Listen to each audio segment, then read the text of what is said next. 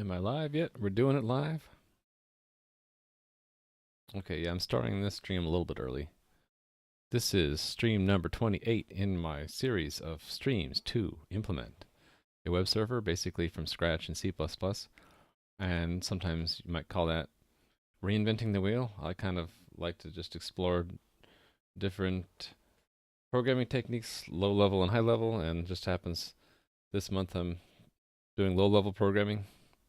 You know, normally you wouldn't write your own web server from scratch, but I'm sort of demonstrating test-driven development, showing protocol implementations. So, yeah. So, getting started a little bit off schedule. Normally I start at noon on Saturdays, my time, but it's more like 10 minutes, 15 minutes to 2 in the afternoon. Because I had some appointment I had to have before this. So I'm a little bit off schedule. But anyway, this stream, I'm going to start working on having the server deal with timeouts. So, like if a client sends in a request and doesn't completely finish the request, but just sort of hangs and keeps the connection open, we kind of want the server to just give up, which is called timing out. So here are the steps that I plan to accomplish that. First, we're going to add time tracking in the server.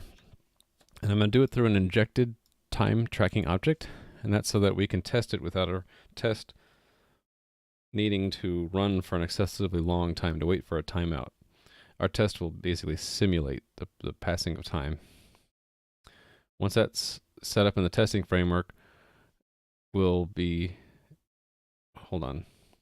server will be able to use whatever object we pass in, whether it's tracking real time or tracking fake time, and it'll be recording the time at the start of each request it receives from a client.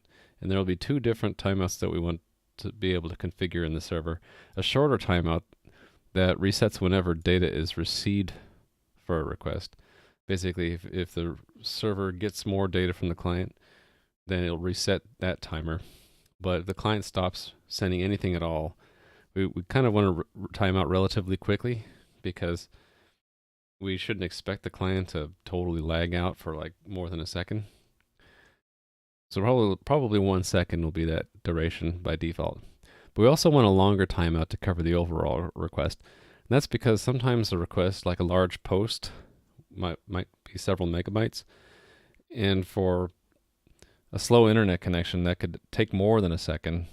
But we'll be getting data gradually, so our short timeout won't expire, but we want to have a long timeout just in case it really crawls, like a malicious client sends 1 byte every half second. We kind of want to cut it off and say, well, maybe if it goes longer than a minute, maybe that's what our timeout will be, a minute, then we would just cancel the request even though we're still receiving data. So in order to measure and react to timeouts, we're going to have a separate thread which is kind of monitoring every connection that the client or that the server has established with clients, and it's going to be watching for timeouts, basically watching the last recorded times and using this time tracking object to see if any of the configured timeouts have been reached for any connection. And I think for now we'll just cut the connection off, send a timeout response and just cut it off. But if we have time in this stream, I want to kind of start looking into doing more graceful shutdowns. So in network connection is what we use in the web server. I want to be able to register a delegate when the output queue is empty, because we don't want to, if we're doing a graceful shutdown, we don't want to close before we're done sending the response. So we'll wait for a delegate to be called. And of course that could time out in itself.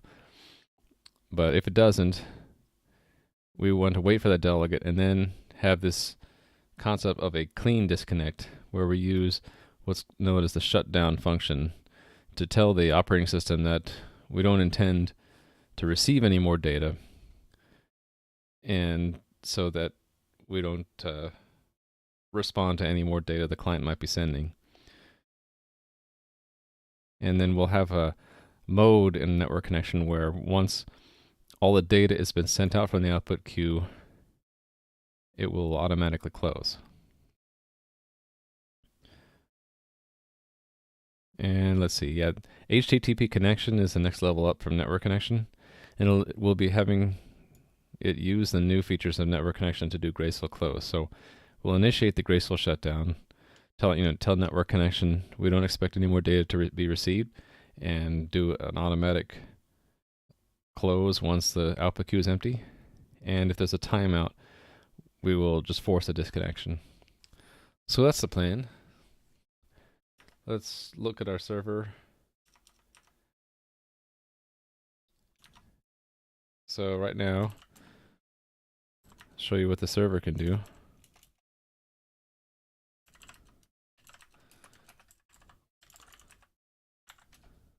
I should probably show how we have it configured too. We have this configuration file. So we just have one plugin right now, which is delivering static content. Oh, that's a bug, isn't it? Comma. Let's try again. All right, so it's going to be serving any content files from this directory at the root of the web server.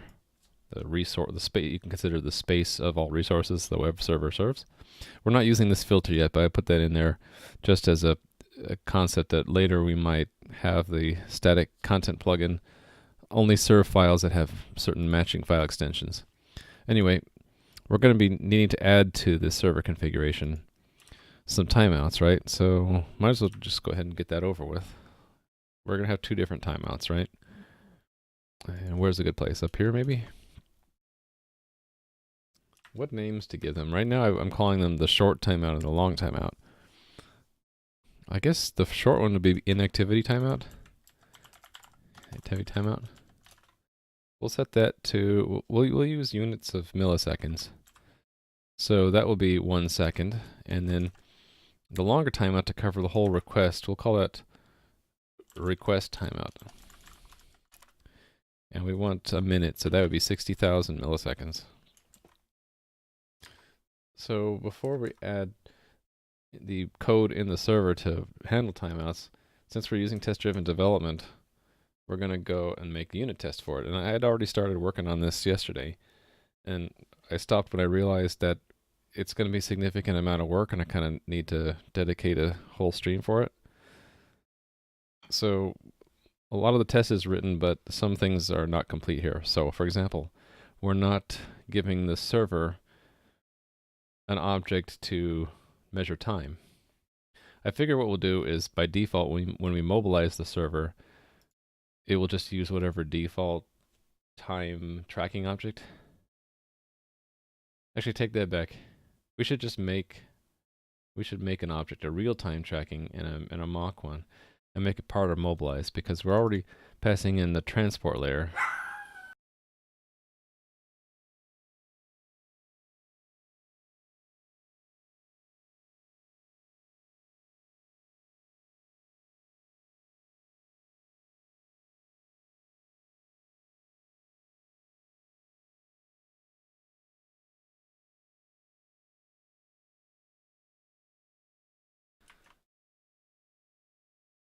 All right. Yeah, if you see that overlay, usually it's someone coming home or knocking on the door and the dog barks for a while.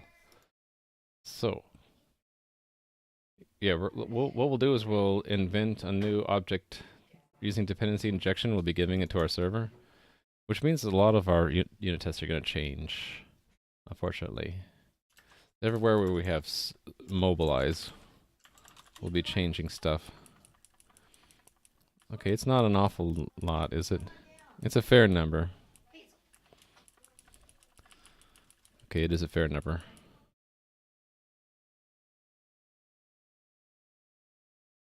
Yeah, so I think what I'm going to do, because I plan to add more stuff, is let's put the things that Mobilize needs into a structure. That way we can do a couple things. We can have defaults for things, and then we can also add stuff to the structure without, doing a whole lot of work on our tests. So let's take these two arguments out. And make it types here. All right. This structure holds all of the configuration items and what we call it, dependency objects needed by the server when it's mobilized. Struct mobilization. What do we call it? Mobilization. Mobilization. I'm just trying to think of a name here, because we're gonna have this stuff in it. Names. I'm always a little bit struggling for names. And how come my IntelliSense is not working right now? I don't know. Let me restart Visual Studio. IntelliSense can be a little bit tricksome. Interesting. It even forgot where I was. Okay. Whatever. Okay. What's to call this? Mobilization dependencies? Yeah, let's call it that. And let's document those. I already have them documented here, so we'll just move them.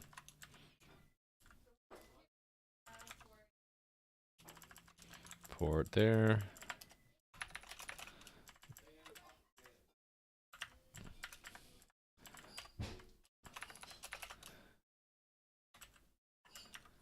Transport and port. So that's what we were starting off with.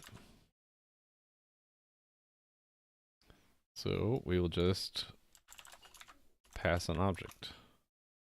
Depths.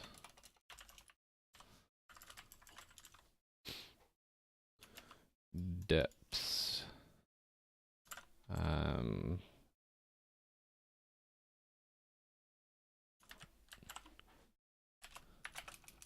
These are all of the configuration items and dependency objects needed by the server when it's mobilized.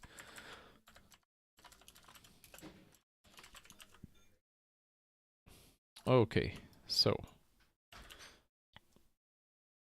we'll go and change this here. Oh, here. So that becomes depths.transport and depths.port. Now wherever we call mobilize, we'll need to set up the dependencies. So HTTP server mobilization dependencies.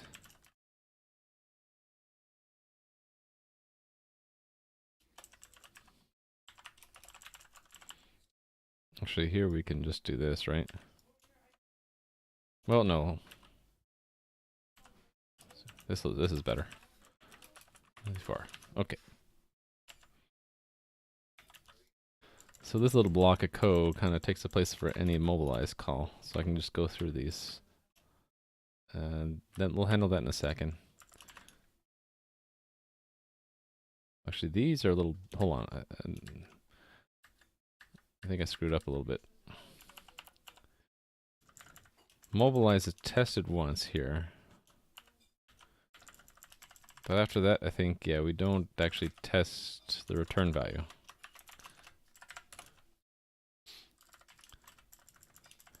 And that's because this test mobilize is testing here what mobilize returns. And so it's not unnecessary for any other test set up the same way to be testing the same thing. Hopefully this is just a bunch of search replaces now.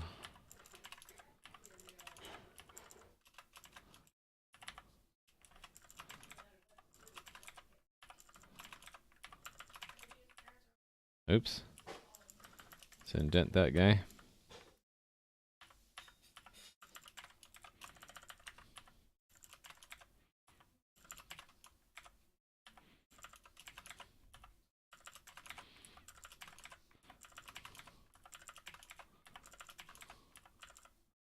Okay, so we had that one special one where it's a temporary server and not server. Right? Okay. And we'll probably need to update where we actually use it in the real web server. Not probably, definitely.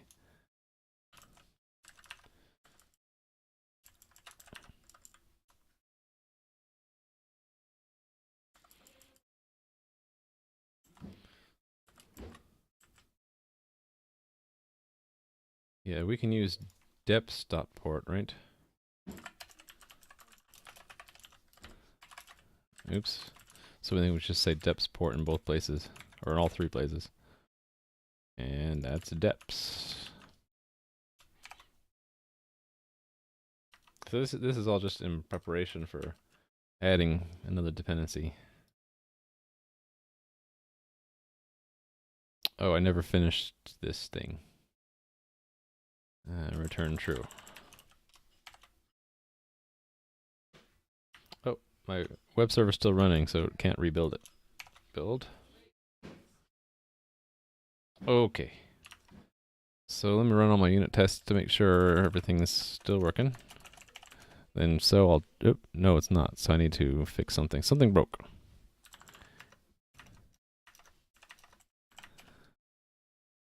We have an request. Oh, that's the one we were just adding. Let me, comment that out for now. Because I haven't fully fleshed out that test anyway. And let me go and check in. This is really a refactoring step. Well, not exactly refactoring. It's an API change. So HTTP server mobilize. Move arguments to structure.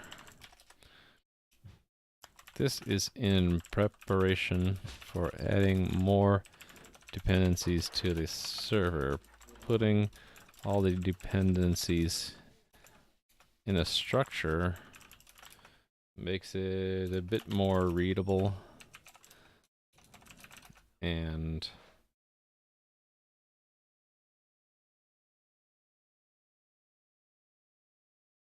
well, I guess that's all we really need to say.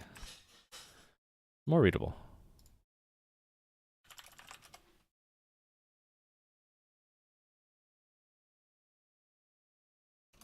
And this web server had to change for the same reason.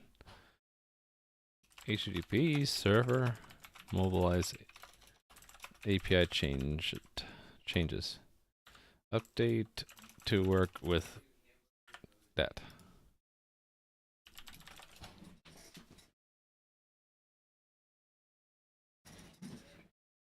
Alrighty.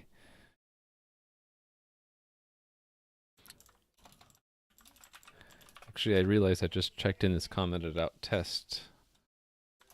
What's the other difference here? Oh, yeah, this too.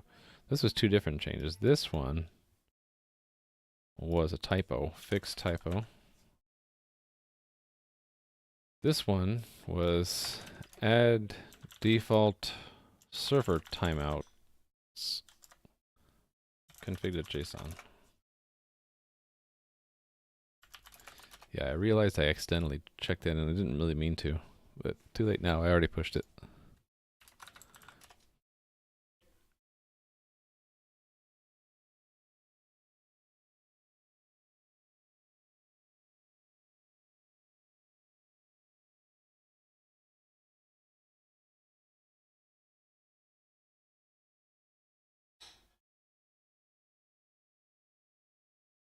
I'm just checking something. Did I did update my stream number, right? 28.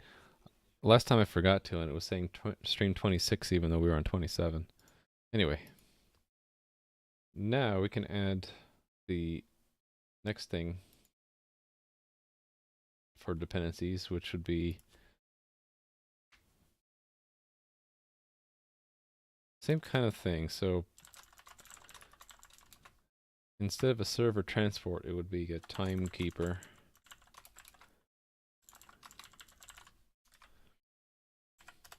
We haven't defined what that is yet. This is the object used to track time.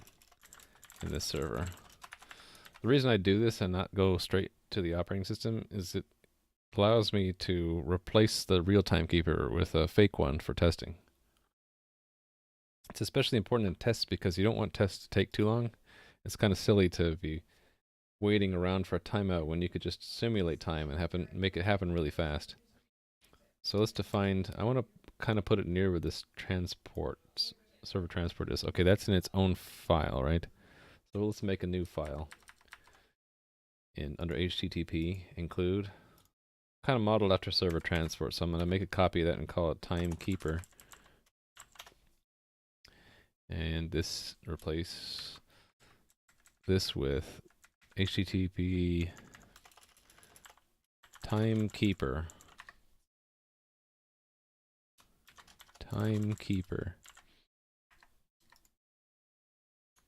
Okay, and then in CMake we can add it.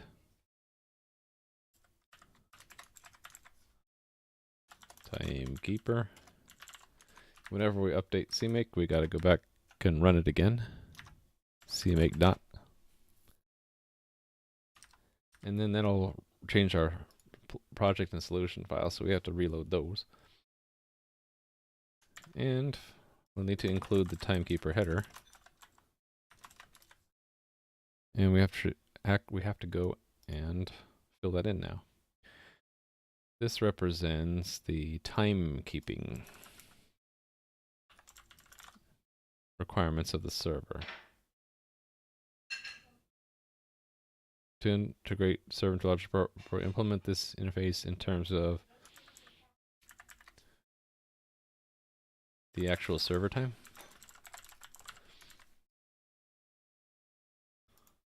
So I think all we need at first is just a way to get the current time. Get the current time. So we don't need any types.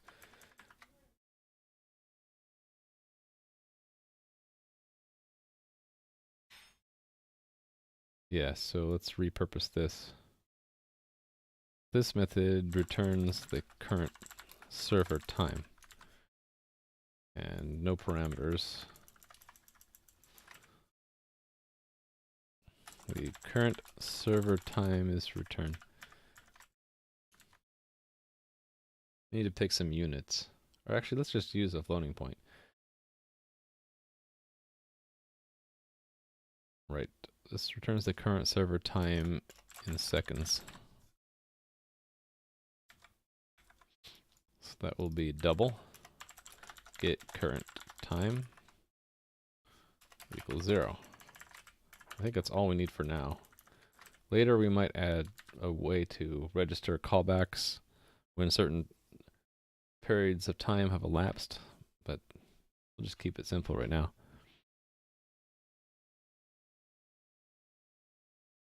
So we did something like this. We did server transport. We defined an interface and then we had to make an implementation, and that I put into a separate library called HTTP network transport. I'm wondering if we need to do that whole thing for time, or if we can just or if we can just put it into the web server class.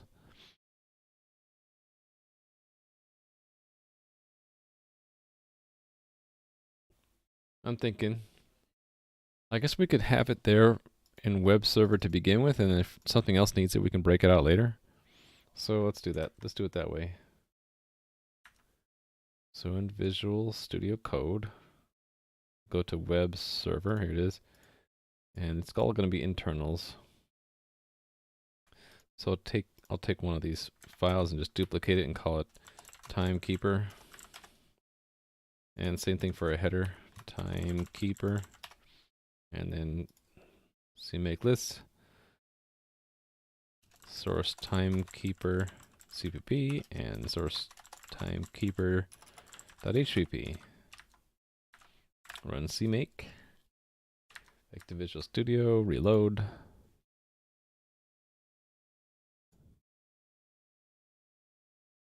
So this is Timekeeper HPP.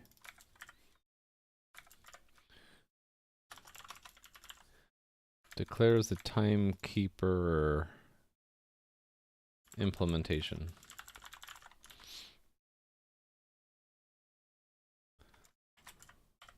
going to be pretty simple. Timekeeper. We'll say this is the implementation of HTTP Timekeeper used by the actual web server.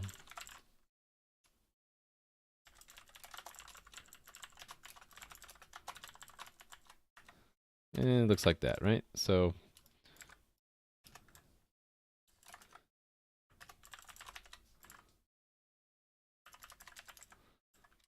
I'll clear out the rest of this for now.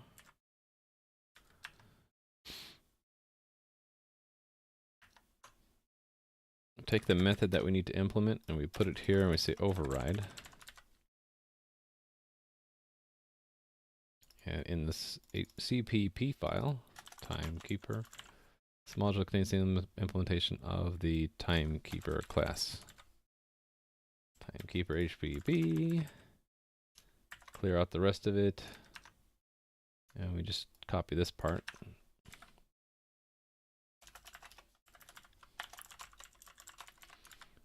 And here we get to use the system abstractions, I think, to hook it up into the actual OS time. Actually, did that have there was a class for that, right? So that means we need some state for Timekeeper. So let's pull in state. This is the pattern I use for having a state for a class, called the pimple pattern. And that requires memory, the memory header for this unique pointer. And also it requires that I have, hold on, a destructor, right? So lifecycle methods. Timekeeper, yes. And I think it also means we need a constructor, but it can be a default constructor. This is the constructor. Timekeeper. All right.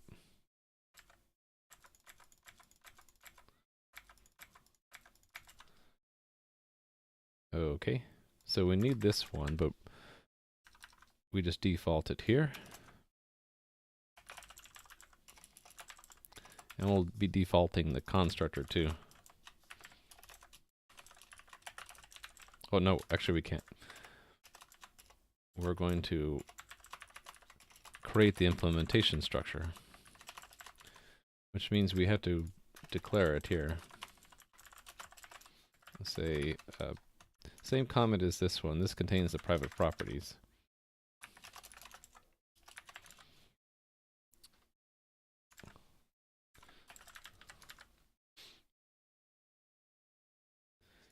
To be technically correct, it's not the class, it's of a Timekeeper class instance.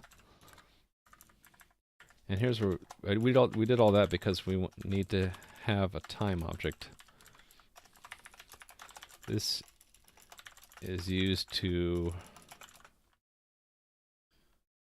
interface with the operating system's notion of time. Okay, then this becomes really simple. We just return impl time get time.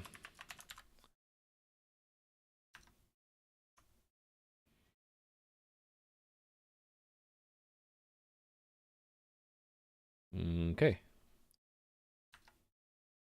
So then in our actual web server, where is that? The main.cpp. We'll include the Timekeeper. And then we'll just include it in, where is it? We mobilize the server.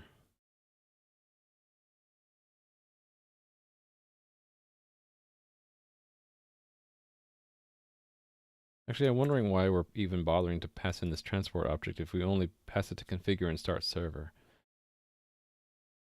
It doesn't really make sense. What if I, while I'm here, I'll reduce that a bit, and we'll just move this transport into this configure and start server by putting it here. Actually, and that's just depths. Yeah, so we can just do this, right? Get rid of this transport object and simplifies things a bit. because what I want to also do now here is say deps.timekeeper is make a new shared object to a timekeeper, like that. Cool. Make sure everything builds. Make sure our tests run. Okay. Our tests run even though we actually haven't given it a timekeeper, because nothing uses the timekeeper yet. Let me run the web server to make sure it's still working. And I need to make like a local, yeah. There we go. Why can't it find anything? Oh, because we don't have default indexing done. There we go. That's actually something we need to add to the server. The concept of indexing resource. So if you do a GET request for a directory, it should map that request to some operation. Like an Apache will do like equivalent of a listing of the directory and generate that dynamically each time. Unless you have like an index.html and it'll just serve that up. That sounds like a job for a different plugin, doesn't it?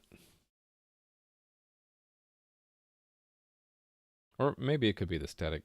Maybe if the static content plugin handles indexing, it would do just like Apache does. It would get a directory list and then make an HTML version of that. Anyway, web server appears to be working. So let's go check that in. I like to use my multiple Git repository tool to get a sense of what I've just changed. And I had to change HTTPN and web server because we changed the web server API. So introduce Timekeeper dependency of HTTP server.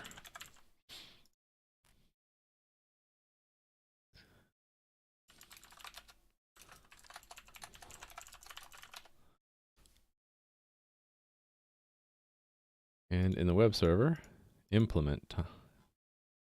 Actually, two things. Let me do this one separate. So stage those lines, stage that line, stage those two lines, and that's and then this one here, or this whole chunk. So this one is move transport into configure and start server. And then the rest of the change was implement timekeeper that is now needed by HTTP server.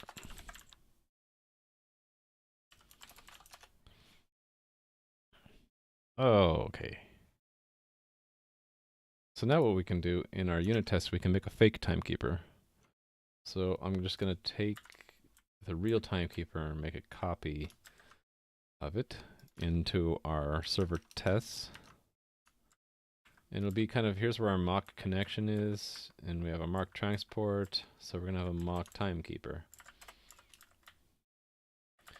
This, okay, copy the same comment, just change it up a bit. This is a fake timekeeper, just used to test the server. Mock timekeeper, just to emphasize that it's mocking something. I don't need these because I'm not going to actually have private properties at all. In fact, this can be just a struct. And properties and methods. And what we'll do, I think, is we'll just have a double current time. We'll initialize and then this will just return it. We'll just keep it short and simple. Just keep it like that. Right? So now when we make this test, we can say deps.timekeeper equals mock Oh, we have to make one, right? Auto. Oh, yeah. Timekeeper equals standard make shared mock timekeeper. This can be constant. Actually, these both can be constant. Keeper.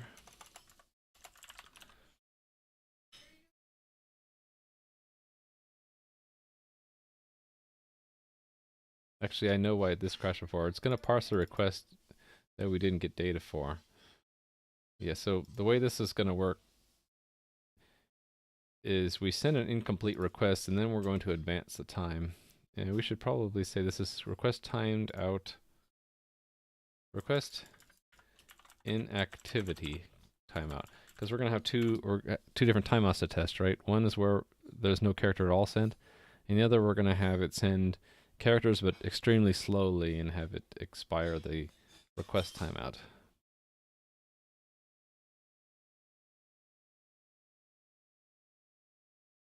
I think we also want to be able to configure, yeah, we should add the ability to configure timeouts. So let's do that. That would be also in the server. Well, hold on, let's save this first. And so our test doesn't crash, we'll just have this return false. So the test will just fail right now. Let me check. Should I check this in? Probably. So I'm switching gears a little bit.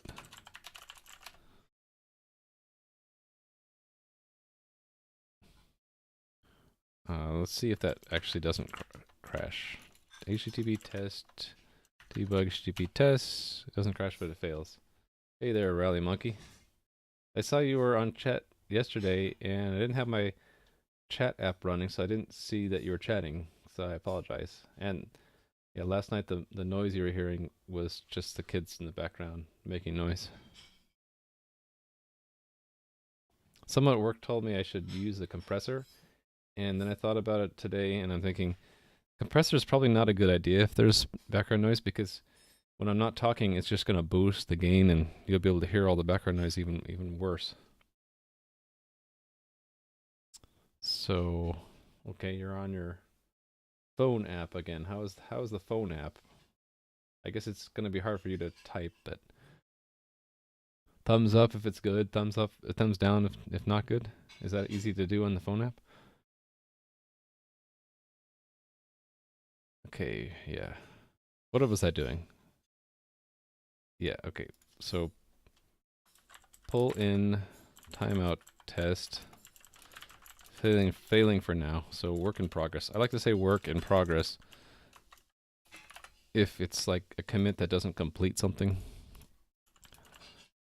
I wanted to get that in because I'm going to change gears a little bit. I realized that I can configure the port, but I also want to configure our timeout. So inactivity timeout, I want to set that to some known value, even if it's the same as the default, because right here, what I want to do is say the timekeeper dot or arrow current time equals 1001, and there I expect we will get a response, and it will be a request timeout. Still readable, surprisingly, on the phone. That's good. Combination of me zooming in, I guess, and the higher bitrate, maybe. Yeah, so we don't have this inactivity timeout yet. We need to define that. Ooh, I wonder why I get that sometimes. So we're using double for that, right? Inactivity timeout. And while we're at it, let's add the other one too. So that's request timeout. And I suppose we should give defaults here. It was in seconds, right? So that's 1 second. Yeah, so this other one should be 1 second as well.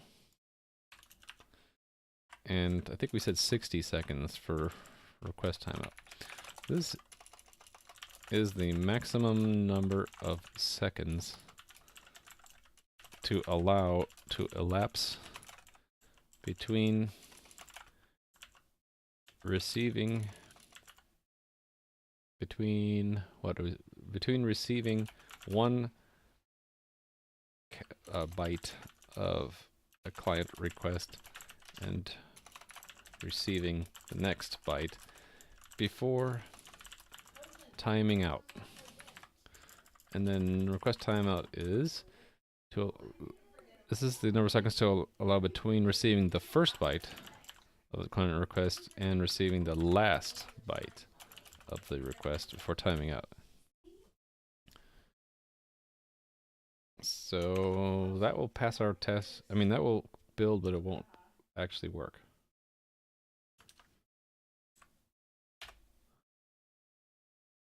Right, so here's where we actually have to implement the timeout stuff. So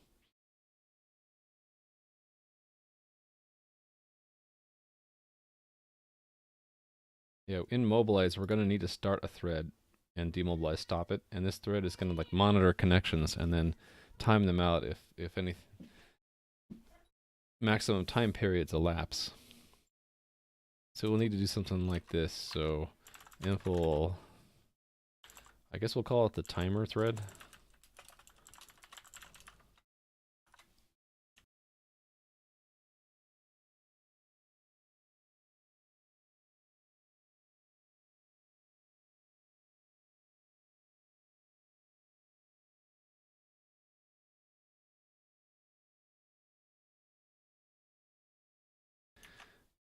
That was the kitty, not the cat, not the dog. Had a kitty visitor. All right, timer thread. impl.get. There's this other one that I saw too. It's oh my dog. I like oh my dog better than what one was that you did? Franker Z. I like oh my dog better. Okay. So I'm going to use this common pattern that, how come it doesn't want to indent right? I don't know. Common pattern that I do with threads is I'll have a flag that goes along with it, so timer stop. And then in demobilize we'll have if timer, is that a, that's an octopus? Is there one for a kraken? TimerThread joinable. And then here's where I set the flag to true, and then signal, which means I need a condition variable, a lock guard. Decal type impl timer mutex.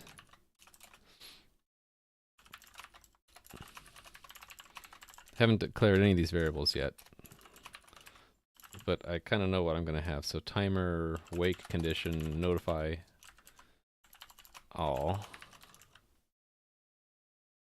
Actually, I don't see us ever stopping the Reaper thread. Where does that happen?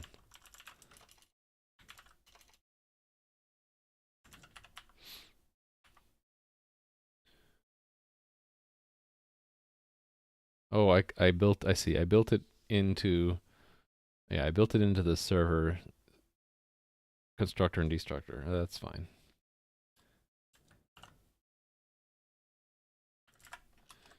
Yeah, and this needs to be separate because it needs to join it right after that.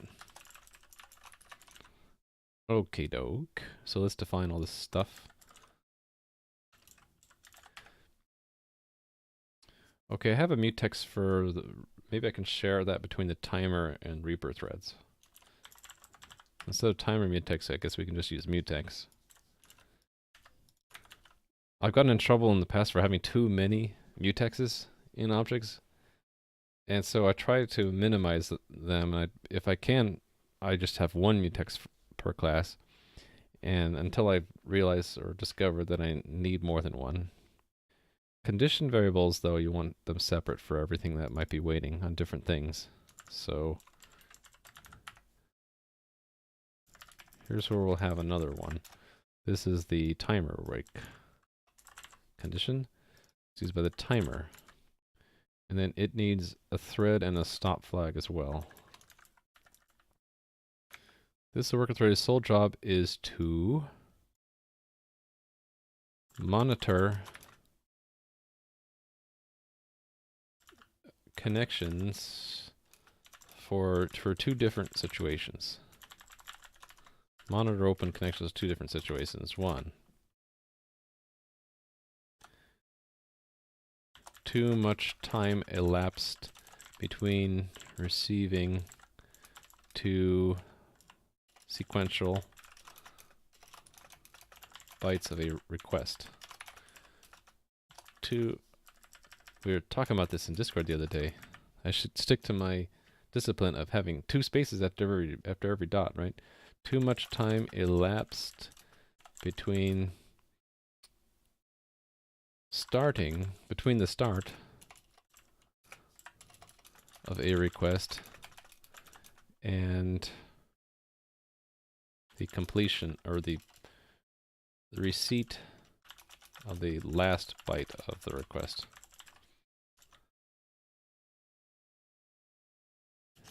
If either situation occurs, oh, what is it that we expect? A 408 request, well, in quotes, we'll put in quotes, request timeout response is given to the client and then the connection is closed. This is timer. Stop. I guess we should stick to the same convention. So we have Reaper, stop Reaper, mutex. So timer, stop timer.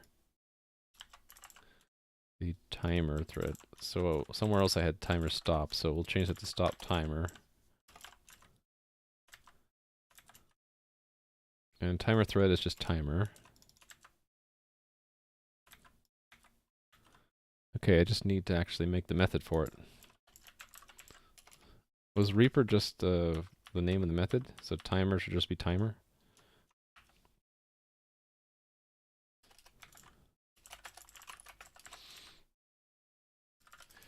This is the body of the timer thread. Until it's told to stop, it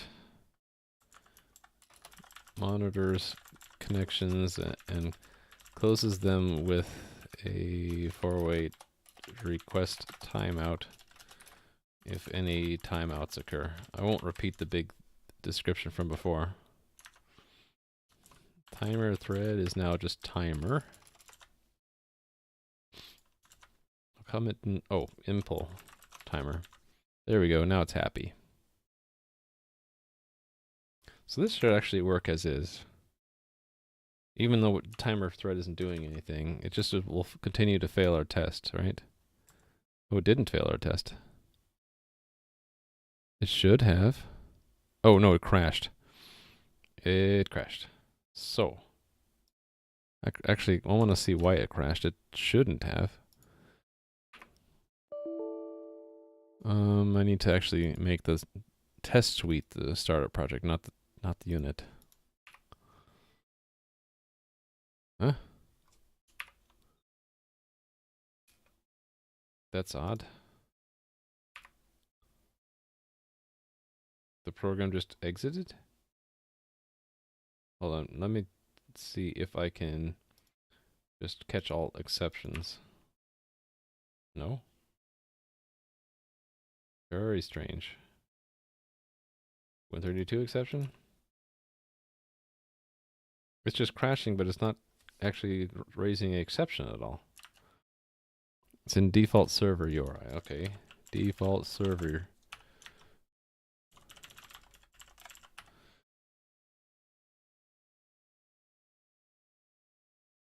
Oh, probably it's in Mobilize, right? When it mobilizes for the second time. I think it's because we forgot to demobilize the server, which is actually kind of bad.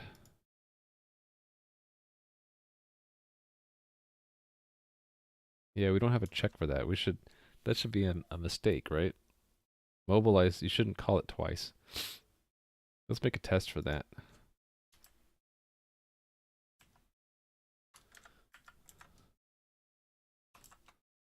mobilize when already mobilized.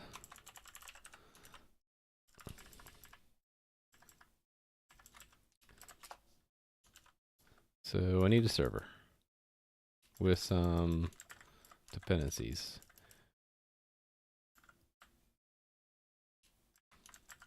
Doesn't matter, just one of these will do. Don't need a timekeeper really. Well, we'll eventually we will need one for all these tests. So let me just fill it in now.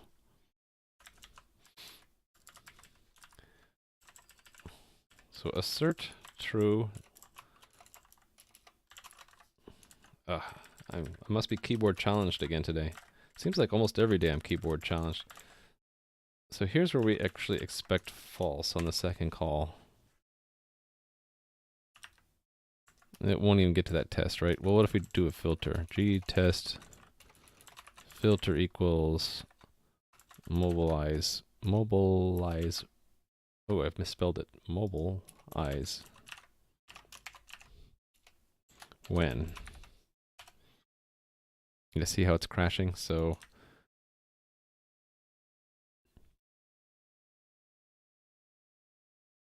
what we want to do is we want to detect if it's mobile. So if the last thing was timer, right? If impl timer joinable. I don't like it that though. Maybe we'll have a flag. So if impl mobilized, turn false. I like that better, having an overall flag and that we set at the very end. And clear it at the very end here. And probably somewhere near the top is where a good place to put it. Oh, I never made that configurable, did I? Do I have that on my list? Let's see, to do HTTP. I don't, so let me add that. Make HTTP server header line limit configurable.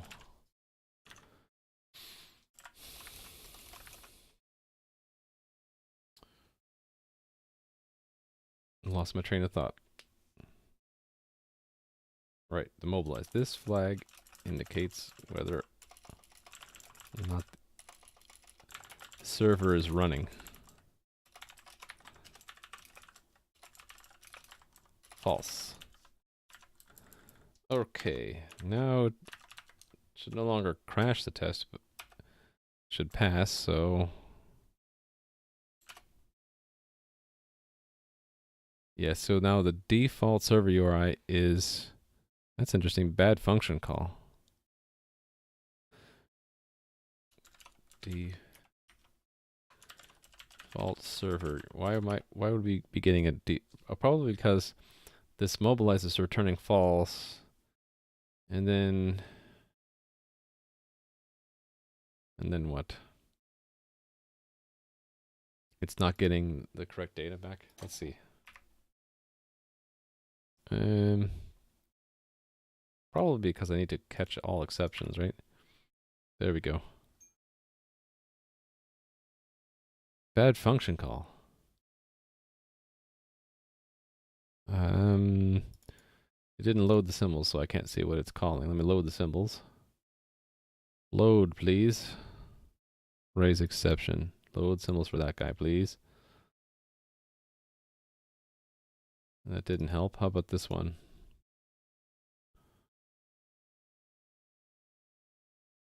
Pure function call.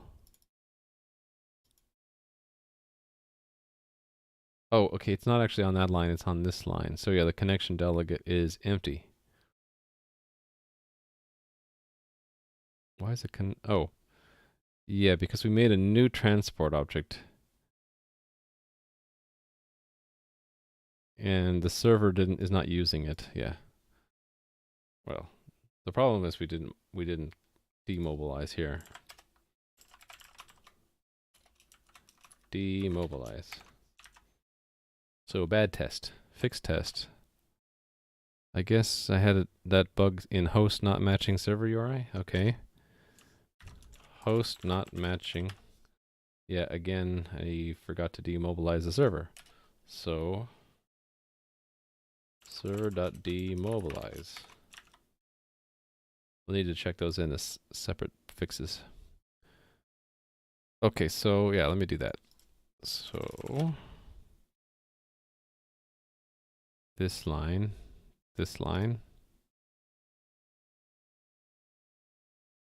and this test.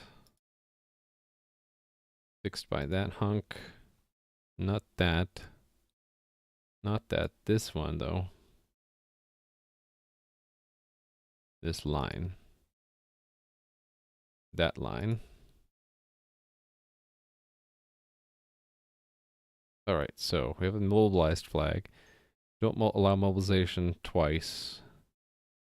In the test that. Okay.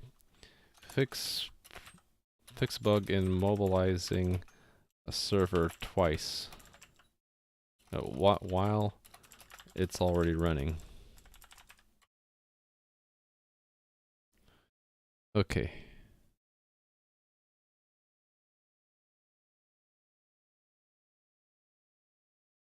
Moving on.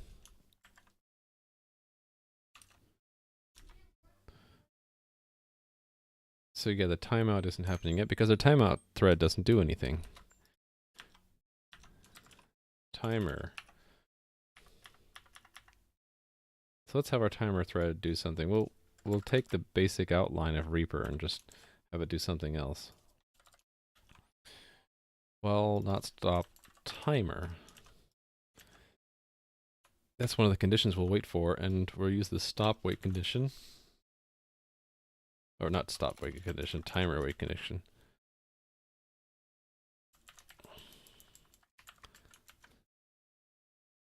We kind of want it to wake up periodically.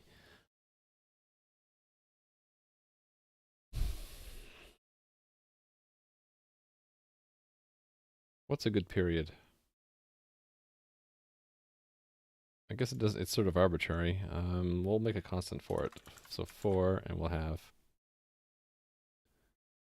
standard chrono milliseconds, I don't know, 50 milliseconds, so it's 20 times per second. And we'll make it do this at the bottom of the loop so that we can ignore the return value.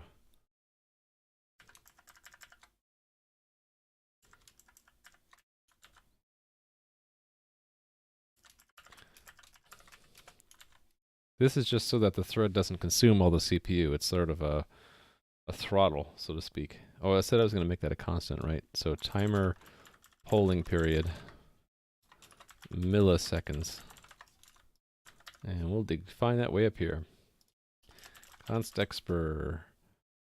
What is chrono milliseconds take? Is it just unsigned int? And my CMake is still broken, by the way. I don't like that. But anyway, chrono. Well, let's see. What type does it really need?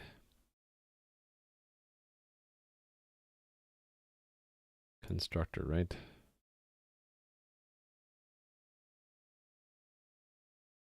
Duration. Oh, not duration.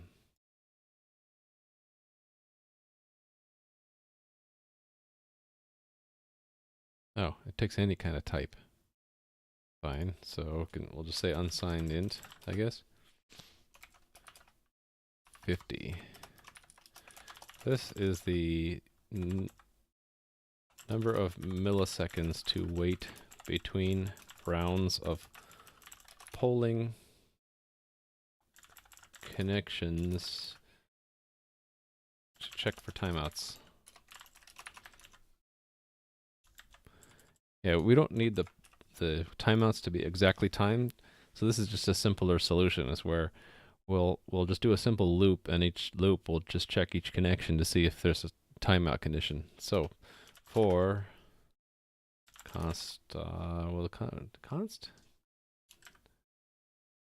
I think const for now until I need to change it otherwise. So this is connection in connections. Do we have a connections list? Active connections, there we go. And it's just a set, correct? All right, so here's where we have to do the 2 checks.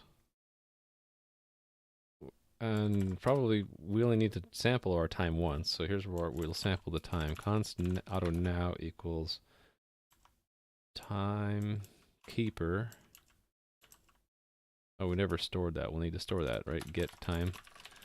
Timekeeper is in Mobilize.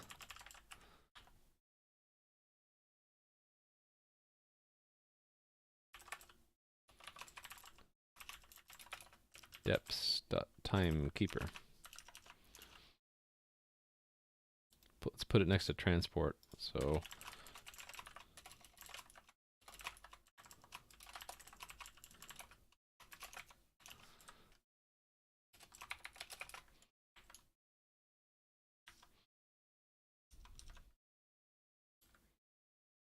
this is the object used to track time in the server. All right. Still getting an error? Oh, semicolon. And what's this? Is it get? It's get current time. Okay, fine. So in general, it'll be, we'll have 2 times, right? The time that the request started and then the time that the last data was received. So if now minus connection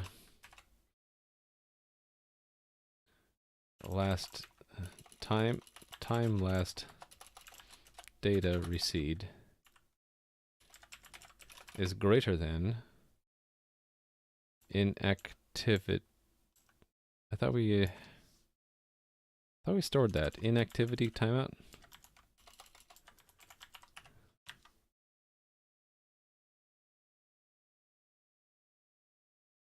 Okay, I guess not.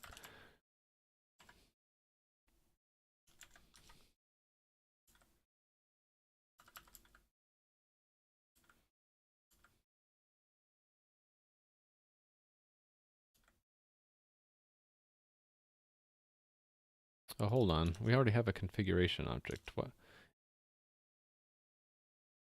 What is... Huh. Oh. I wonder if I should just be putting everything into that configuration object. Not be passing them into this dependencies thing. That would be smarter, wouldn't it? So, but anyway, this needs to be put into the server state. Near the port, right? Where's the port number? Where do we just parse the port number and then we're done? Okay, I'm really confused now. There's the port number there, but what uses it?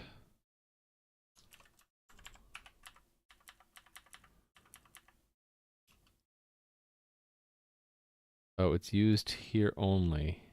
It's consumed in Mobilize. That's why we don't actually store it. Okay, never mind. But here's where we kind of want to get these from the configuration file. Yeah, okay.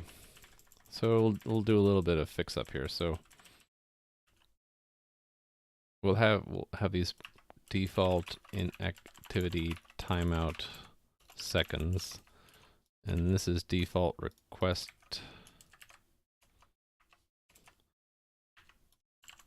timeout seconds. And let me copy these comments here so I can make use of the text up here.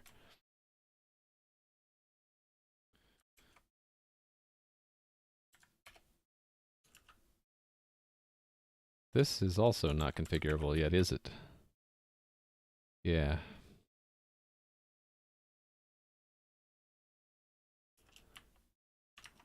I forgot about that. So make HTTP server max content length configurable.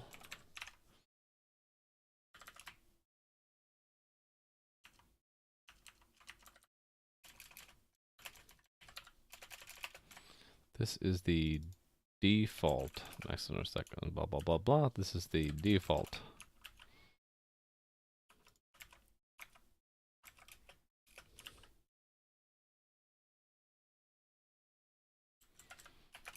One second and make this one 60 seconds.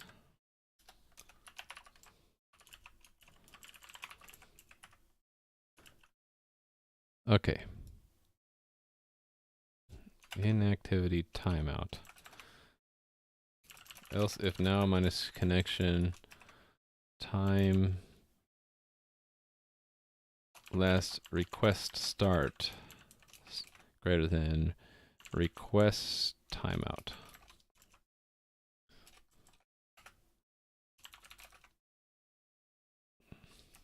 Actually, we can combine these two together, right? Because we'll get the same, we'll have the same action performed in either case. To do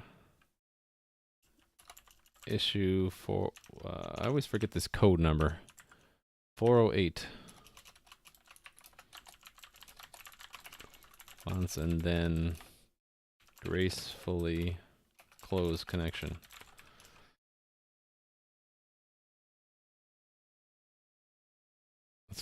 Let's fill in these things. Active connections, connection state. So part of the connection state will be those two variables. Double time last received, and it was what else? Time last request started. Doesn't really matter what I initialize them to, but I like to initialize them to something sane. This is the time reported by the timekeeper, the last time, or when, data was last received from the client. And then this is the time reported by the timekeeper when the current request was started. So now we just have to set these in the right places.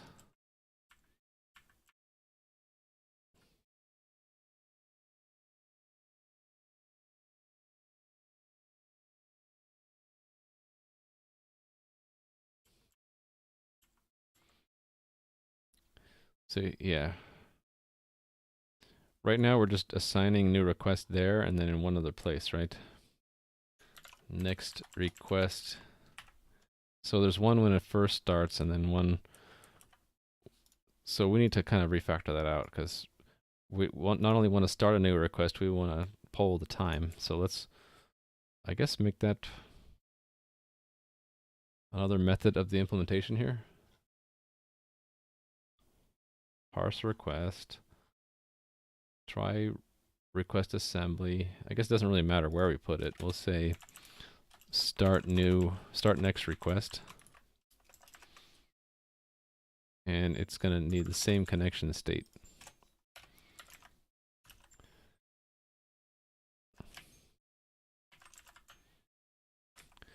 This method prepares the connection for the next request. Client request. Hold on. I guess I never updated this. It's not server, it's connection state. This is the state of the connection.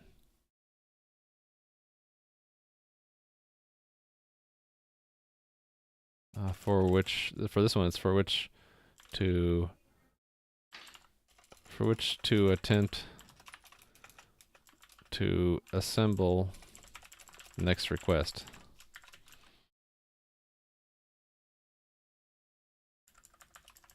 And then this one, it's slightly different, and there is no return value. This is the state of the connection for which to prepare a next client request. All right. So this just becomes this connection state. This moves here for now. And we're going to want to call this when we make a new connection in the first place. New connection here. So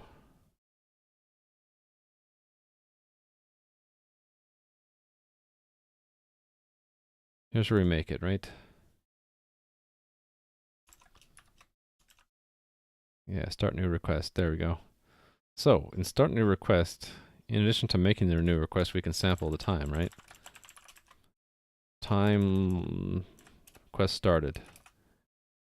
Actually, we'll set them both to the same thing. Const auto now equals timekeeper get current time.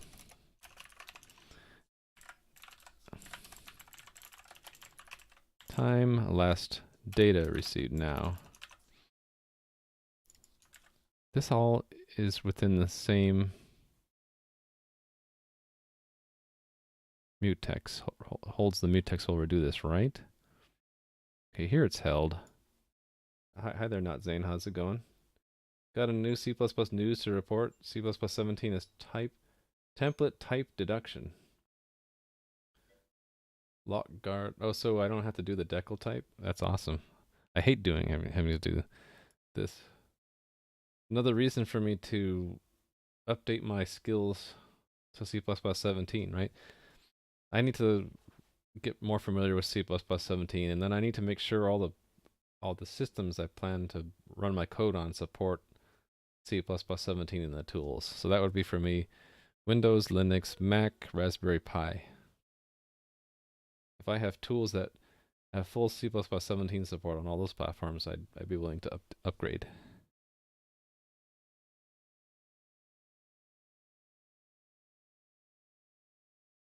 Type deduction I love. Templates are a bit scary.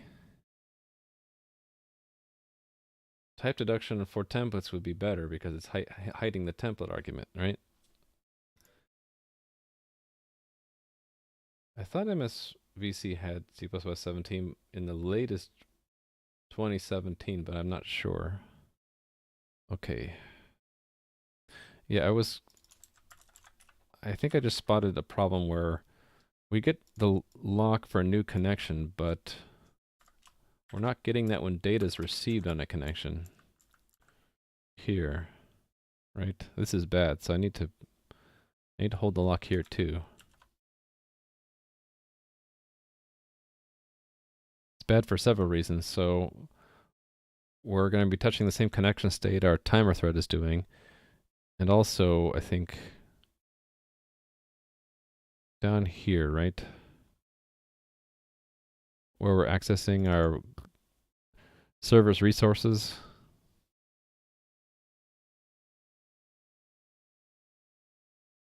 Yeah, that's global for the whole server, so we should be holding the mutex when we do that as well.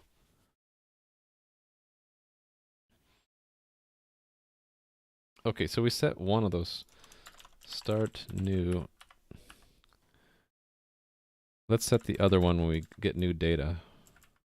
Data received here. So we can fold these together. Oh, we can keep now. So now we update our last time check when we receive some data. Looks like they have full C++ 17 compliance since March. Cool. Yeah, they've been getting pretty good lately. It used to be years ago that they lagged behind GCC, and GCC was the leader. That might still be the case, but used to be Microsoft was always really far behind, and it was sort of frustrating. I think they've gotten a lot better recently.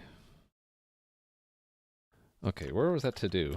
Because that's the only thing we really need to do now. So we'll just make a new request. I mean response. Const auto response equals make shared response. Response status code is 408. Response reason phrase is request timeout.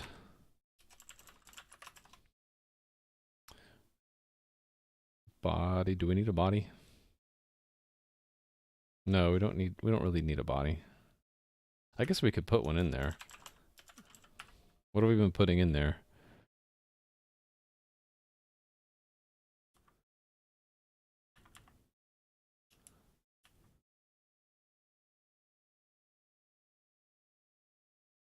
Payload too large. This is from parse request.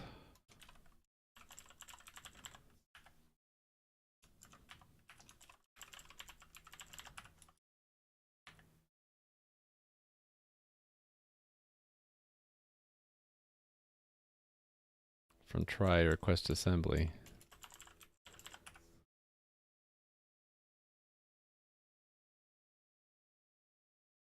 Okay, we've been putting text plain feels bad, man. I don't know. I'm thinking that was just a test that we were actually getting a body out. We don't really need a body for these 400 responses, do we?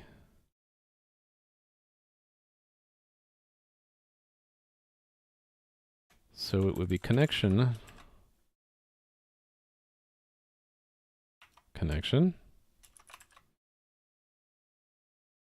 Really, this is connection state, isn't it?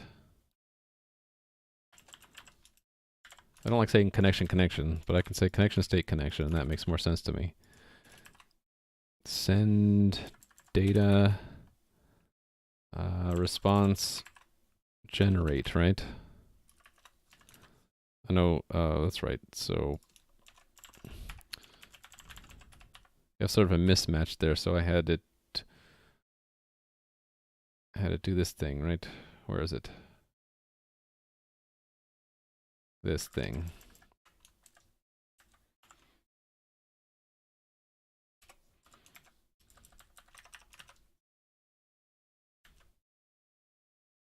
Oh, I deleted that a little bit too quickly, right? Copy, forward, const auto response text equals response generate, send the data. This is where I need to eventually have it do a graceful close. For now, we'll just close it immediately. Break. True. And then we need to mark that the connection's been broken somehow here. How do we do it here? Oh, I guess we need to say connection close. That would be the polite thing to do. So headers, add header, right? Connection close. Does add header append to the same? Does headers in place back? But what does generate? I'm just trying to remember how this works.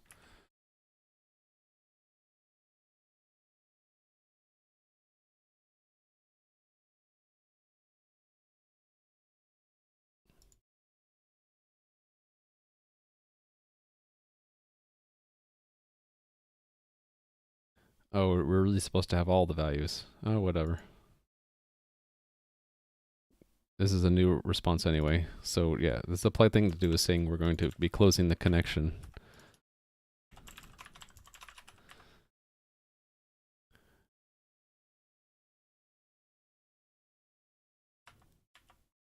Where do I actually break? Oh, I wait until the client breaks their end, don't I?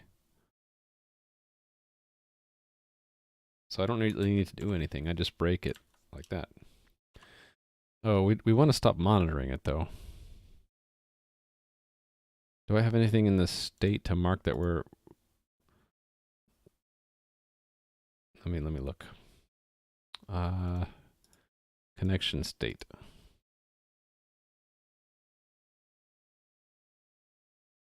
Yeah, we don't. I know what we'll do.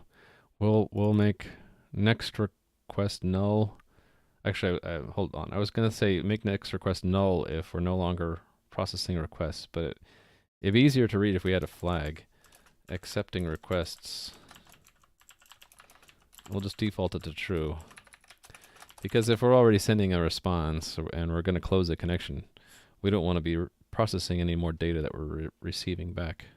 This flag indicates whether or not the server is still accepting requests from the client.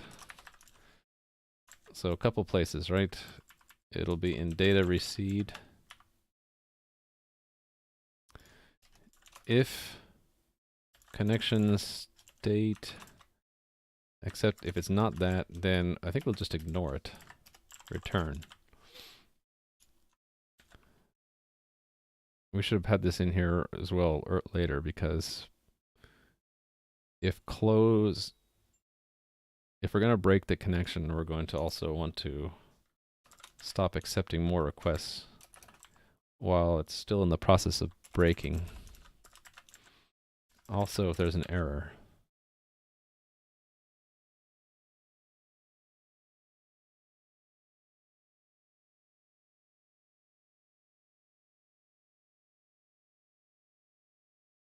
Should probably put this diagnostic message in.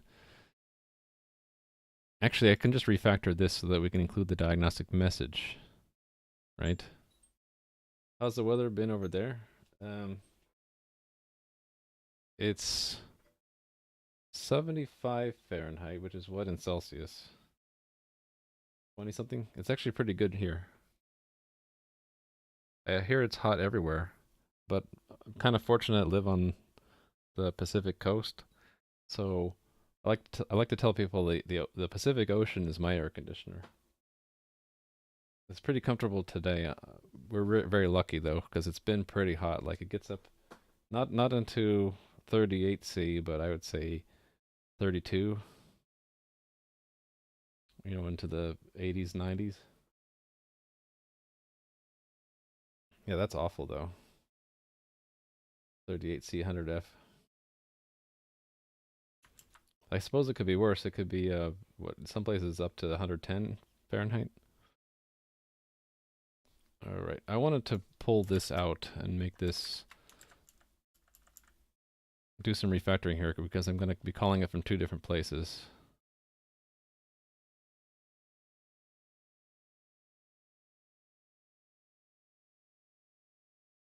Yeah. Let's move it up. I never know where to put new methods.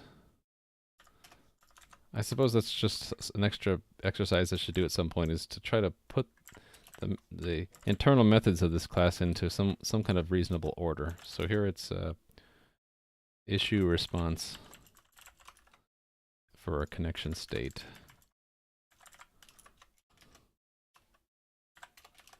Clear sunny sky for days. You get clouds. Yeah, I actually didn't know about the blood moon until it was over. But we wouldn't be able to see it here. So it's cool if you were able to see it. And we have like a marine layer where we are, so it's overcast. It actually doesn't really affect the temperature much. Maybe a little bit cooler, but not that much. Okay. This method sends the given response back to the given client.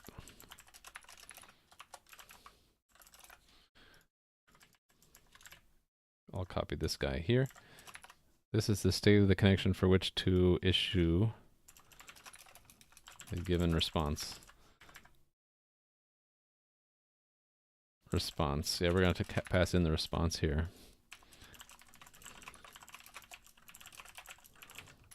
Response, yes. This is the response to send back to the client.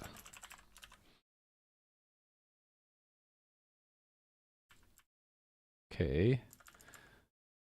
I know that doesn't compile yet. We'll fix that in a second. Because here's basically where we're going to do it. Connection state response, right?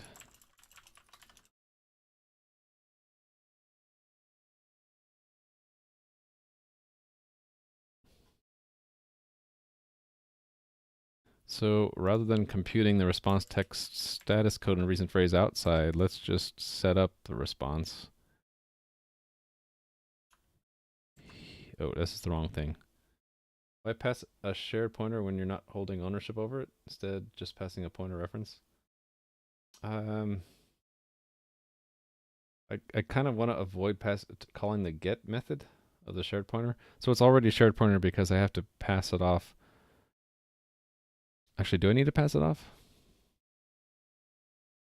Let me think about this. If I don't need a shared pointer, I'll get rid of it. But if I do for some reason need one, then to pass a reference to the thing pointer to, I have to call the get method, and I don't like doing that. And why not? I guess I could just use an asterisk to dereference and make it a reference.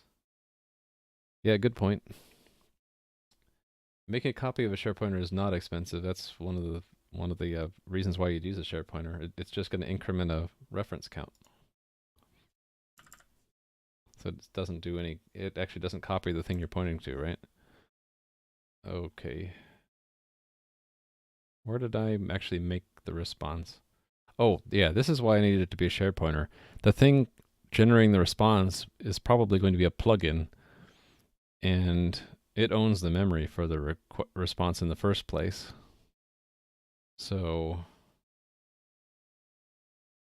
yeah, I'm using shared pointer because I'm going between DLLs, or different between the main server and its plugins. So instead of making it auto, though, I need to actually have it up here. Way up where? Where's the right place? I need to refactor this. I think I already have a note about refactoring this. Standard shared pointer request response.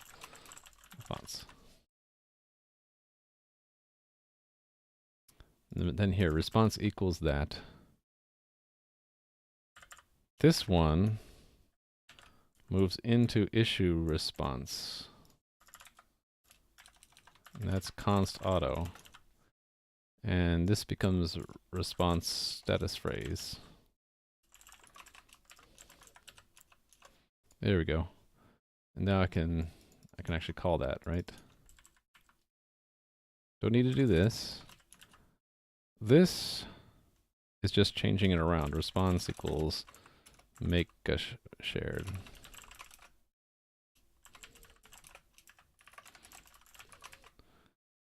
Status 404. Reason phrase not found.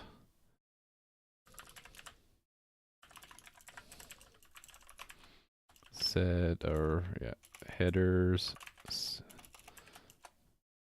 Set header. Content type. Text plain.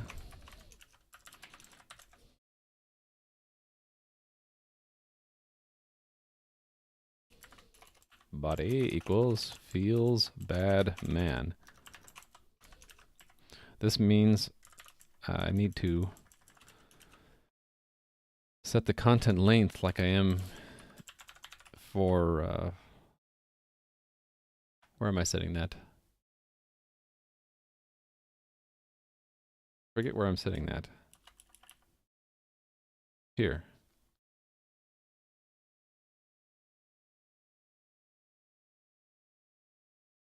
Ah, so this can move out actually. We can move that out into issue response here.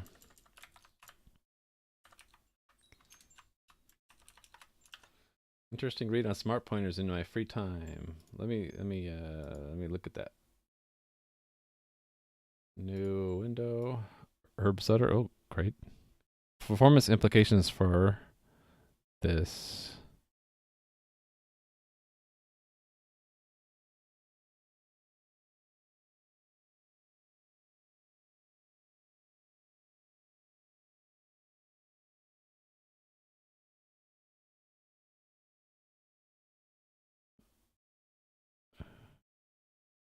Well, yeah, of course there's going to be a performance cost.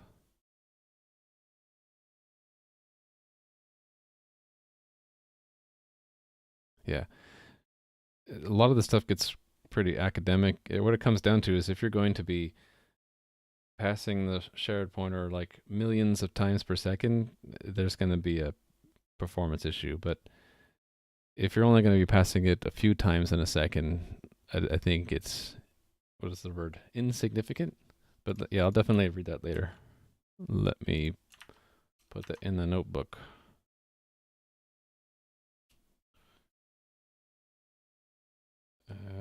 Read later. Thanks for that link. Yeah, so this issue responds, automatically sets content length, generates the text, sends it, and then logs a diagnostic message. So it's doing all that good stuff. So we're going to do a similar thing here, only it is... do we need to do anything?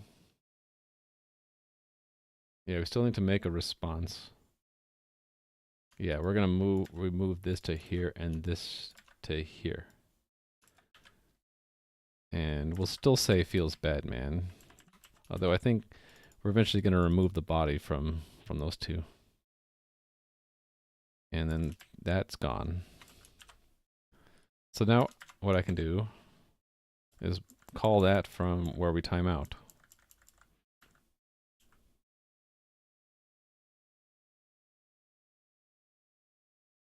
Here. Oh, and I want to do the break stuff automatically too. From issue response. I think that'd be the right thing to do anyway. So it was this right here.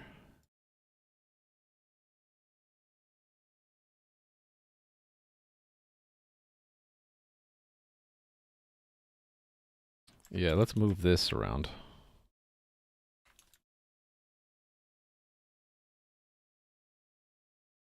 Yeah, if we get a valid request, we'll come up with a response.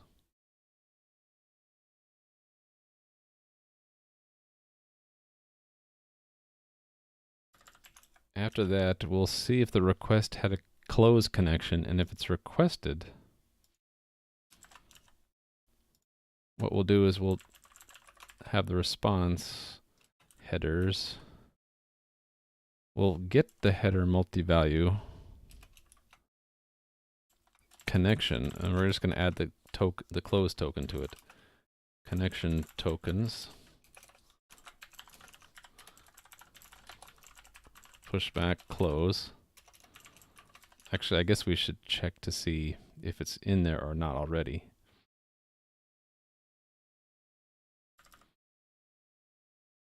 I hate to do this, but I think I'm going to have to do it anyway. Close responded.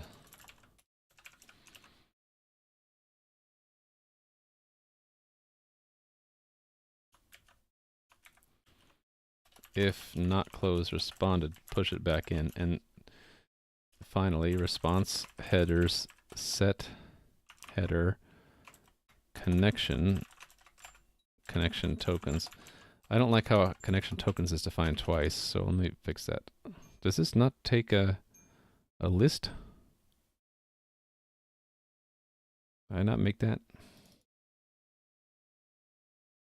Oh, I did, but I had one line. So yeah, I have to say one line. True. We'll call this one request connection tokens. And we'll call this one response connection tokens.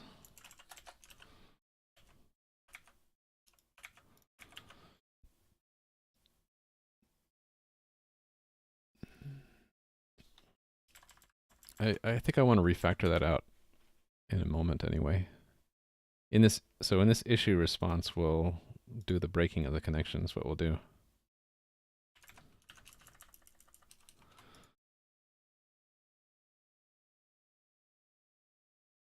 Response headers get header multi-value connection. If close requested, then connection state accepting request false and connection break true. Okay. So then we don't need this other stuff back here, right?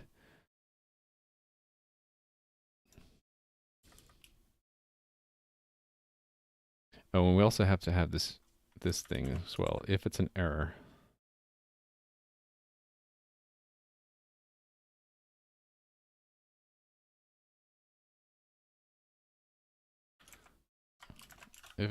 then we will.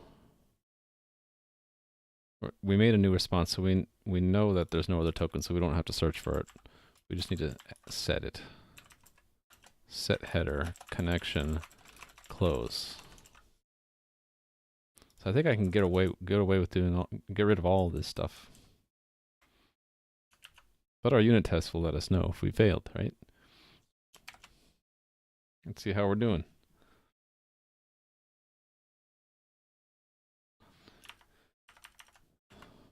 I bet you I broke 7 tests. I didn't break any tests? Oh, no, we had a crash, which is even worse. Okay, let's run. Exception thrown. Oh, because I don't have any timekeepers set. So I probably did break something like all of the tests. So we'll just use a mock timekeeper for everything. So wherever we say deps transport equals, we need to add the timekeeper.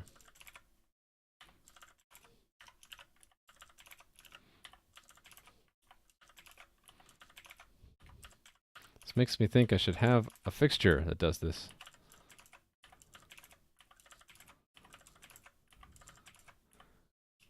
What I'll do is I'll endure the copy paste until I get really fed up, and then I'll make a test fixture that does it better. That's probably a bad habit. The whole point of a test fixture would be to avoid having to do all this common setup in the first place. The problem I have, I guess, is that some of these tests are set up slightly differently than the others, and a test fixture sort of demands everything is set up the same way. Although I guess I could parameterize the fixture. No, well, I need to look into that. Ooh, it's 16. I thought I would only break 6 or 7. It's probably something simple because I'm getting an exception. Data recede. Oh. Oh, I already had, okay, so I was wrong before. Data recede already is called with the mutex held. So that's cool. It told me I was basically going to deadlock. So get rid of that lock here. Don't need that lock. Down to 8. Okay.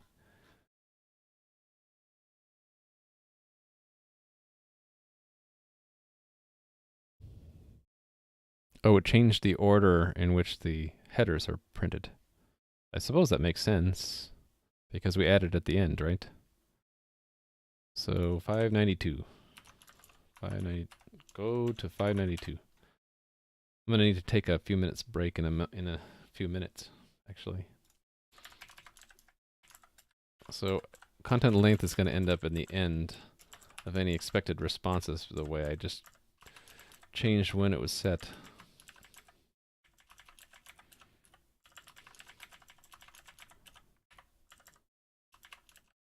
Well, the request, it's the responses where it's being done. All right.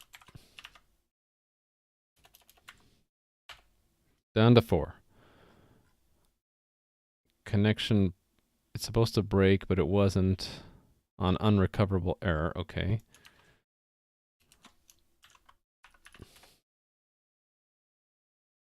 So we got a payload too large, but it didn't break the connection.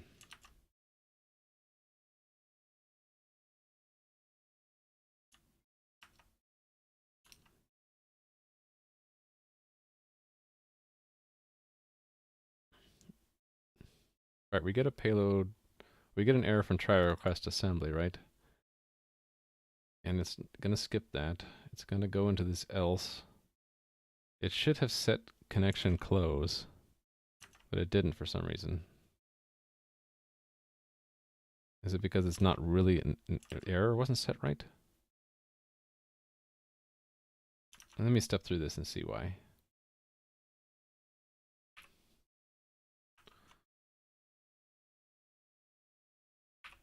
Okay. Request error. Okay, it's marked as an error. So went into the else. Response is that request state is error. So it set, oh, it set the request headers, not the response headers. Yeah, okay. Wrong object. Down to 2. Ah, so that's a test bug. I forgot to say connection close. There. Expect it to say connection close. Down to 1. Okay. So it's not actually getting a response from our inactivity timeout. Oh, I think that's because this await response actually doesn't really do anything. So await response. Yeah, it's just returning false. Yeah, here I needed to have it actually wait. So I don't have any condition variable yet here.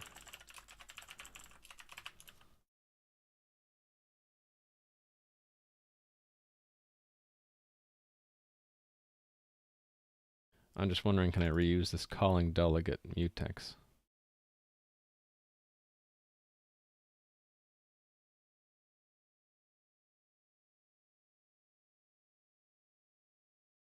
By the way, I need to fix this. I saw on the Mac, the compiler tries to be smart and says, well, this will always be a crash, so we're gonna not allow you to compile that, or it removes the statement. Yeah, let's make a whole new thing. So maybe I can copy from another test. Maybe this one.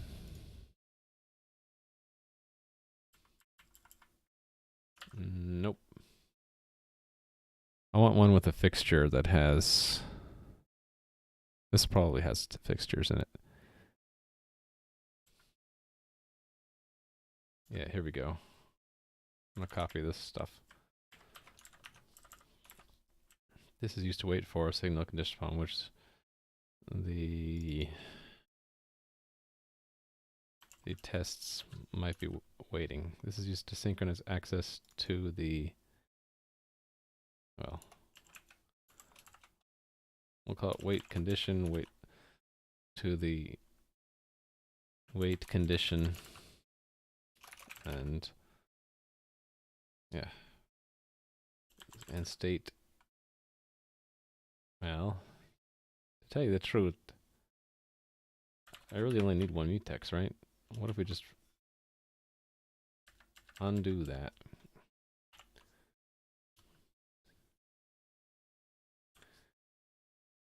I'll just make this a recursive. I don't know why I had it recursive, actually. Oh, no, it doesn't. I don't think it needs to be recursive. Which means I don't think this needs to be any. We can just make this replace this calling delegate mutex, and we'll just call it mutex, and we'll just, for the whole class. So, that.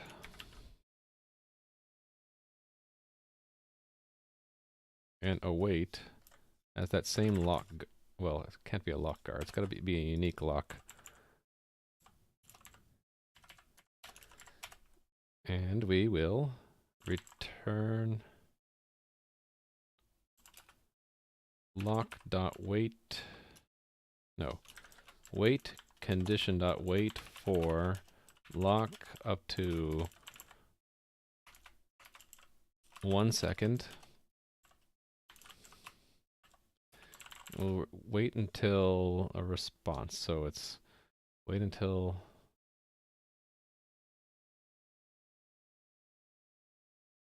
data seed is not empty.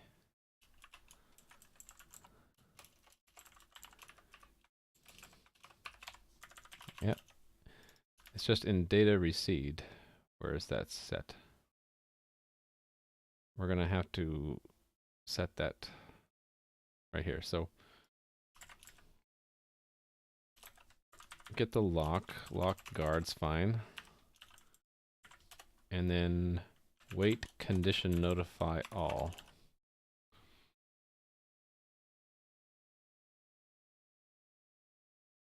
Yes, so let's see if that works.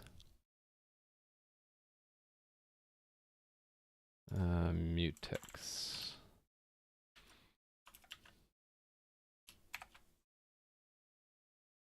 Okay.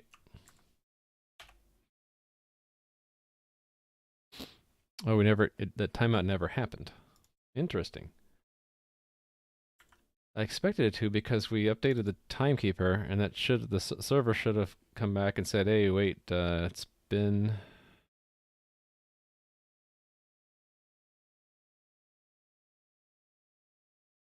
Well, yeah, it should have expired. Why did I have 1,000? I think I was originally thinking milliseconds. Should be point, something like that. Hold on a sec. I have to take a quick break. I'll be right back.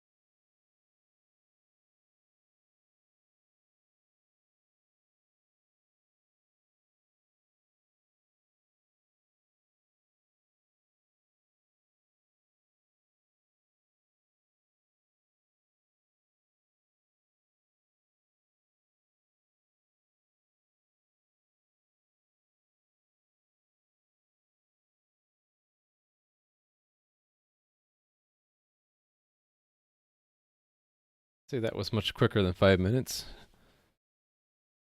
But my default little text was 5-minute thing, so I'm kind of curious why this actually did not work. Because I did put stuff in the timer thread, how come it's not running?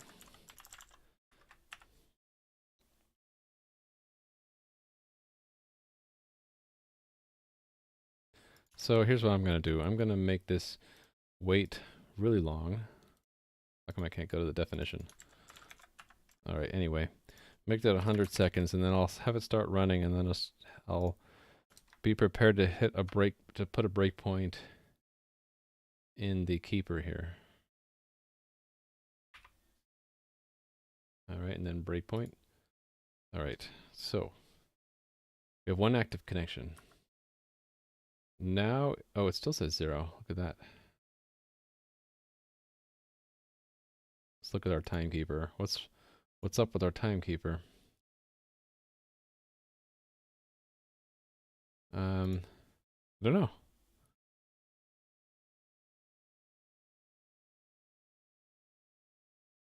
It should have said 1, not 0.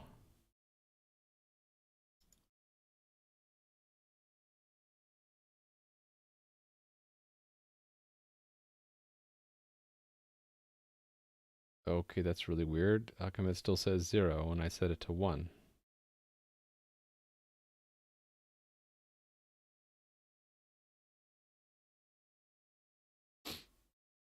Very weird. Okay, let's just let that go. It's 0. Step. It's 1. Go. And then hit breakpoint there.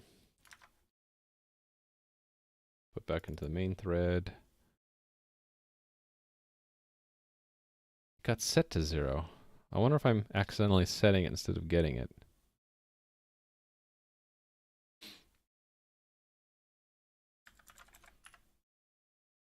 Oh, look at that. Yeah. That's why. All right. I feel dumb. That was really dumb not to see that before. Okay. There we go. See, it works. Let's make the test a little bit more testy. A testy test. We should have it where it 999, right? It should be false. I should back off on this a little bit, actually. Let's make it milliseconds. 100.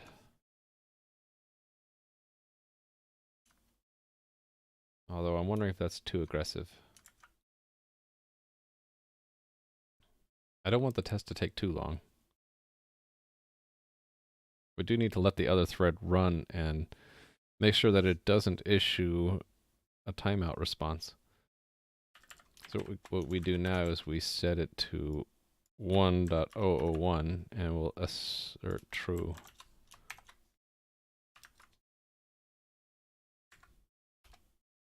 So working.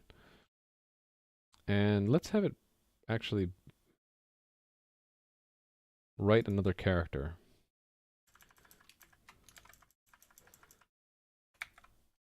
So we'll have it write a single character, which is the I'll just be one character. Doesn't matter what character we write, actually. That should reset the timer so that when we go to that, we'll again not get a timeout. Then we should advance almost to a second, so 2. But then when we go to 202, we should expect a timeout, because the timeout is set to a virtual second. Okay, so it didn't work. 1445. So we actually got a response when we make it out to here. Oh, right, so 0.999. It'll time out at 1.999, so what, 1.9982. Yeah, I had my numbers wrong. There we go. Sort of an expensive test. That one's taking 400 milliseconds because we're allowing it to expire 3 times. Yeah. Yeah, it's 355 because these ones are all going to waste 100 milliseconds, and then the timer thread only wakes up every 50 milliseconds, so I should expect it to get anywhere between 300 and 350 milliseconds. Okay, it's 300 each time, I guess because it's lucky. The worst case would be like I just saw 350 something.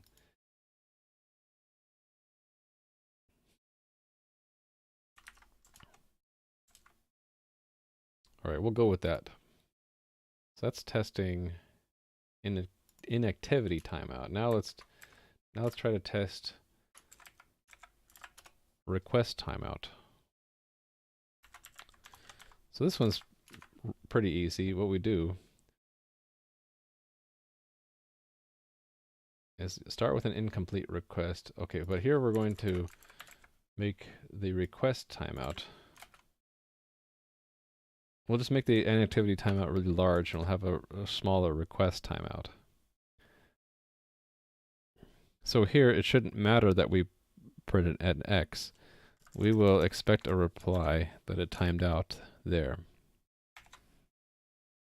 Not from inactivity, but because the total request time took too long. Okay, that didn't work. 1486.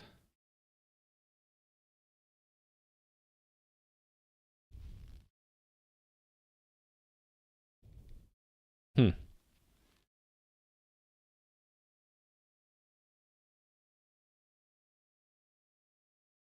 Is this not being copied, maybe? Yeah, that's what it is. So this inactivity timeout's being copied. Oh, neither one's being copied. Oh, shoot. Oh, right, because I was going to move it. Yeah, that's right. I forgot to do that, which is what our test just caught the fact that we did that. I wanted to move all this stuff actually out of the deps and into the config. So let's remove it. The first thing is the server's going to complain it can't get the port from deps. But what we want is for it to use the port. And that port's going to be parsed by setting the configuration. Set configuration item? Yeah. Yeah, I wanted to set it the same way that we're setting the header line limit. Port.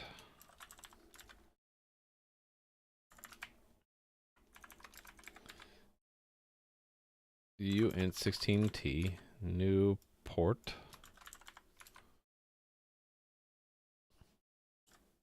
scan U16, new port.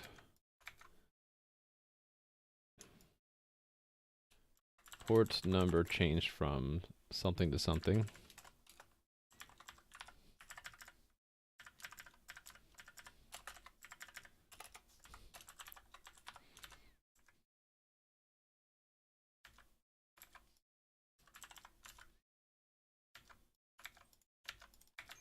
All right, and we actually need to declare that.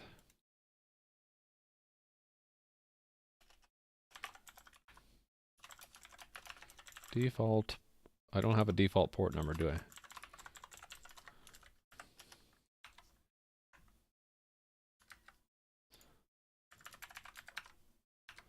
This is the comment I need. This is the default, or this is the public port number to which clients may connect to establish connections with this server. Gets removed from there, and then we need to have a default. Near this default header line limit would be a good place. Const expression uint 16t. 80 is typically the default port number, right? The default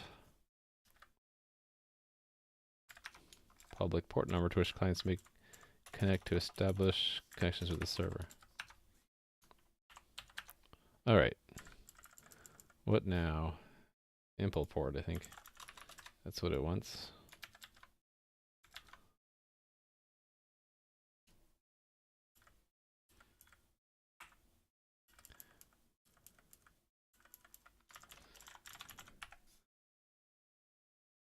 So yeah, we're just going to add more to this. Hold on, the other two are sizes, right? Oh no, they're doubles. Okay.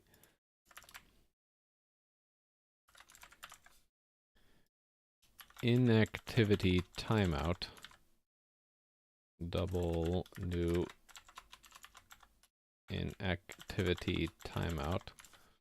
And this was inactivity timeout. So it's LF for double.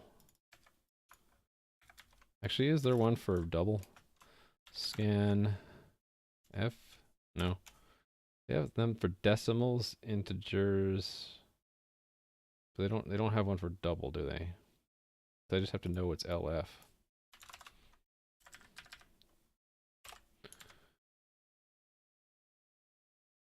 Inactivity timeout changed from LF to LF.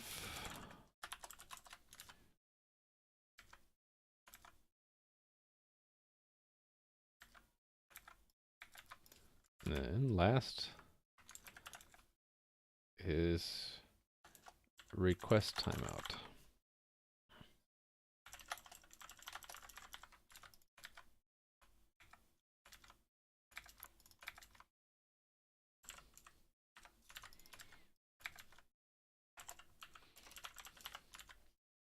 Okay, now how our server set it.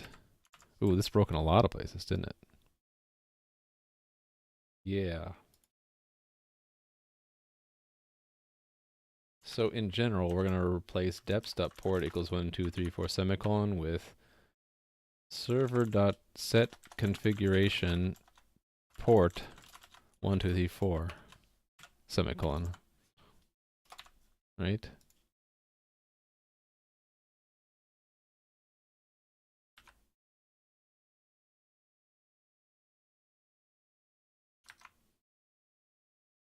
Set configuration item, okay.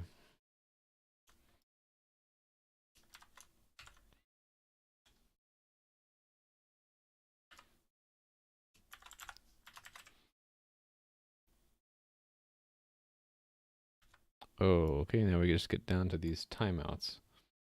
Server.set configuration item in activity timeout is 1.0.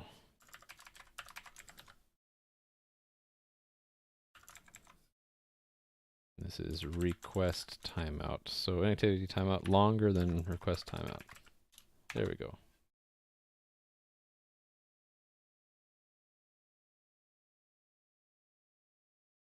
This is in the main web server, right? So here we go.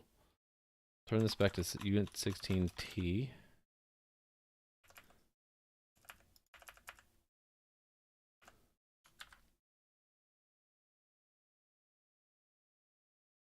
Why did I have that set to 8080? I don't know. But anyway, it's going to end up doing a server set configuration item port to be system abstractions printf print u16 port. Okay, it didn't like that because I didn't include int types.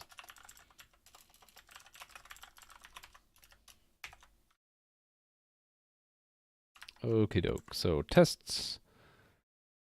Client request in one piece is failing. Oh. Okay. It's because we have an extra message now. I guess that makes sense. So 566.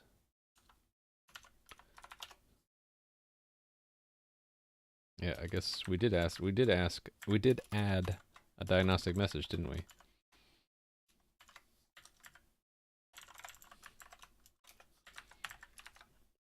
Yeah, port number changed from 80 to 1234.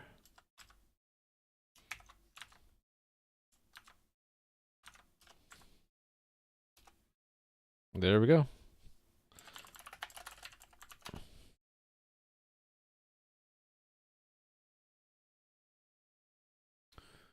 Okay. It's just HTTP web server, right? Okay.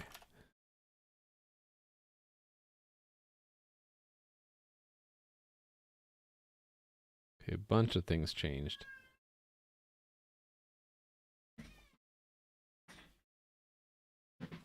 My cat's yelling at me.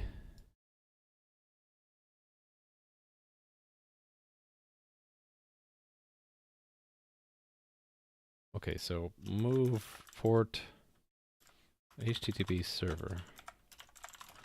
Move port to configuration and implement timeouts.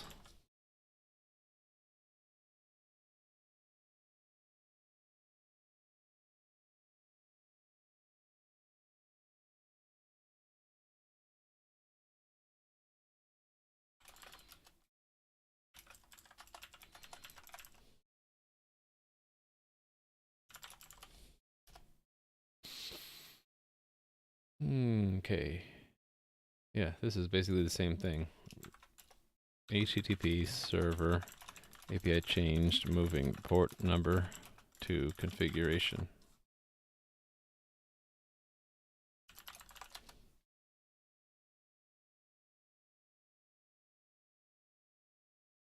All right, well let's run the web server and make sure nothing actually broke. Okay. Where's my trusty little, here it is. Refresh. Ooh, look at that.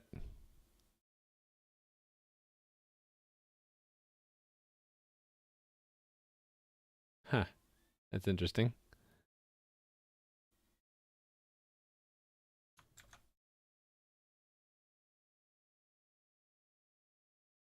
So it's supposedly sending a request timeout, but it should have closed the connection. I'm curious about why it didn't do that. And it timed out very quickly, actually. Did I? Oh, probably because I had the default timeout pretty small, right? I've probably screwed that up. No, I have it set to 60. Why is it timing out after 1 second?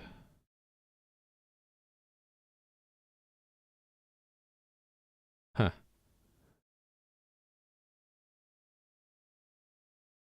Oh, I know why. Because the next request hasn't started yet. That's why. Okay, that's a bug. Let's fix that. So there's two bugs, right? It shouldn't have timed out so quickly, and also after sending the request, the timeout response, it should have broken the connection.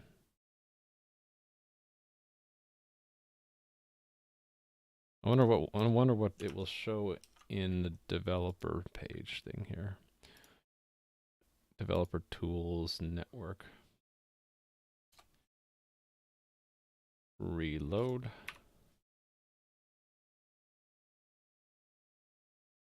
Okay, Chrome doesn't seem to care that it receives more stuff.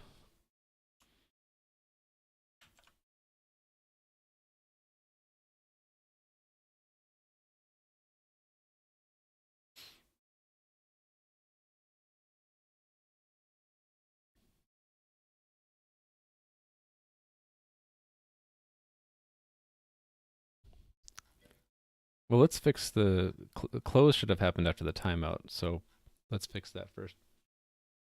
Oh, what about port 80 instead of 8080?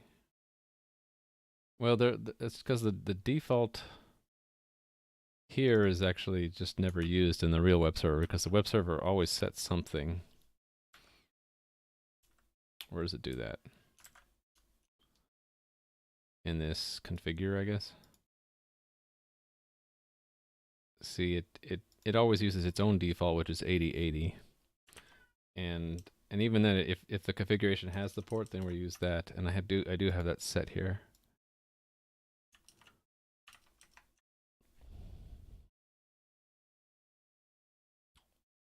So yeah, that connection should have been broken. I'm gonna try to see why. 408, right? It's supposed to have set the close thing.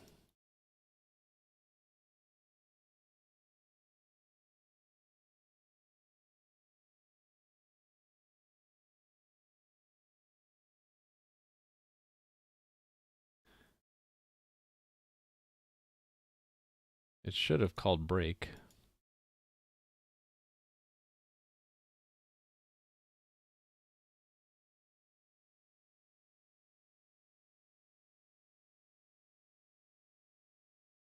Oh, wait a minute. Okay, yeah, stop processing is true.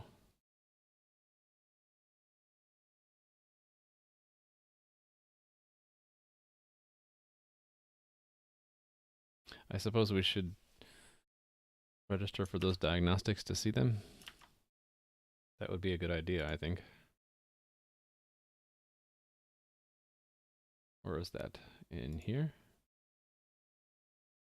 Adapt. Yeah, when we wire it up. Let's do that. So, actually, does this have... This doesn't have diagnostics itself, does it?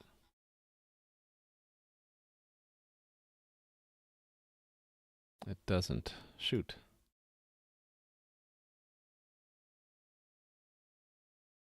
Need to add that. This doesn't have a way to subscribe to diagnostics. Let me put that in the notebook. To do. Well, let me put that here in the note. HTTP network. What's it called again? Transport. No way to get diagnostics from underlying adaptee transport layer. So can't see those right now, but I guess I can just set a breakpoint while we're running the web server. Let's do that. So set this up. I think I need to reset these. Oh no, they're already set. So let's just run. So it's running. Reset Chrome, reload Chrome. Now I will put it here. Okay. It's already not accepting requests.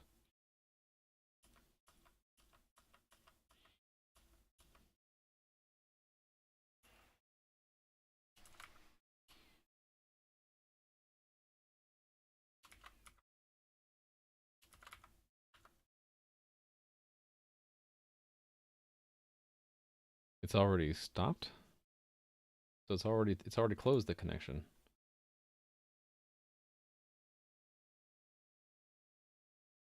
Platform pointer. Is this the no socket value? Yeah. So the socket's already closed. Okay, I think the problem is when it closes a socket like this, it doesn't call the broken delegate. I guess we shouldn't expect it to. So when we break, we should just call a broken delegate ourselves, right?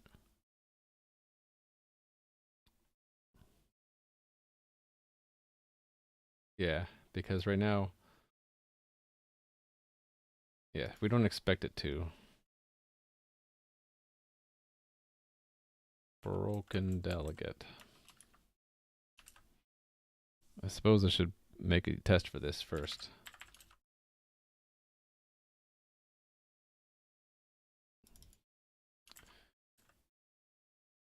And collapse, where is a good one?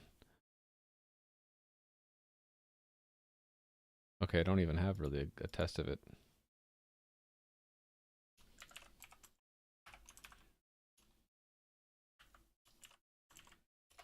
I don't even, yeah, I don't have a test of the broken delegate.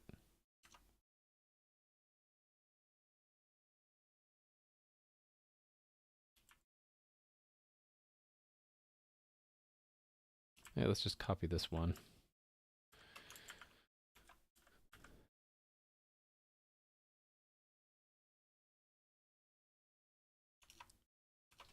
Break should call broken delegate.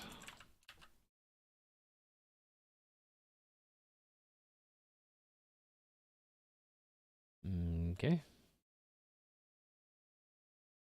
Broken delegate. Bork, broken delegate. We only need this flag. Well, this is now a flag, right? Bool.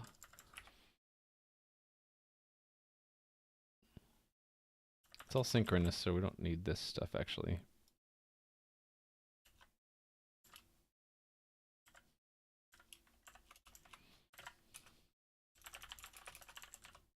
Oh, hold on. What am I thinking? This is broken.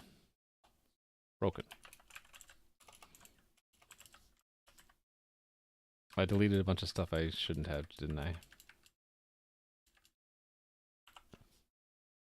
Oh, no, it's fine. Or is it? Do I need that connections thing? Whoa, too far.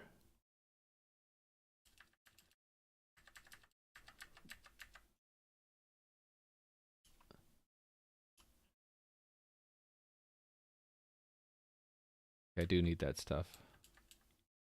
But it's the data received I don't need. Yeah, so this becomes a boolean. It's called broken.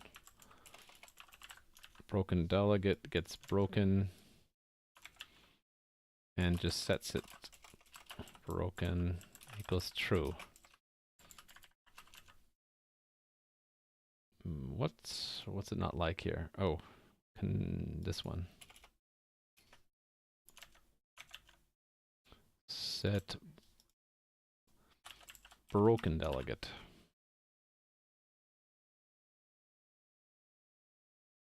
It thinks I'm missing. Oh, I am missing something there.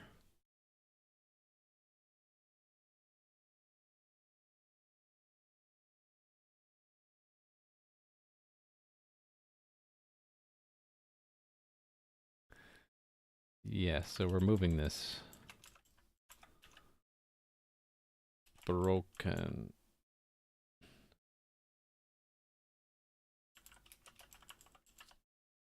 Hold on. This is if it breaks in the other direction.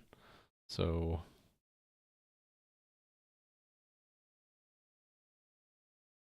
yeah, we should test both, but this one we don't have to test now.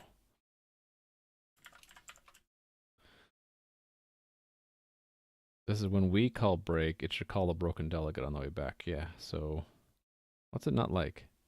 Data received. Okay, yeah, sure. We don't need anything.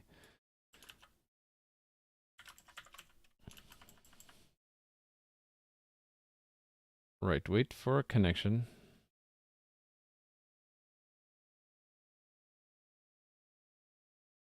I'm wondering why we're even. Oh, yeah, we're waiting because this network connection is asynchronous. That's why. So when we tell it to connect, it might not connect right away. All right, but we don't care about messages. We're just going to call break. True, why not? And then we will wait for broken.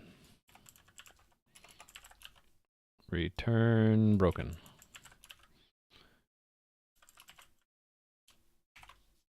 Exactly. So that's gonna fail right now. We'll have to fix it. HTTP network test debug HTTP net or test. It should have broke. Why did it break?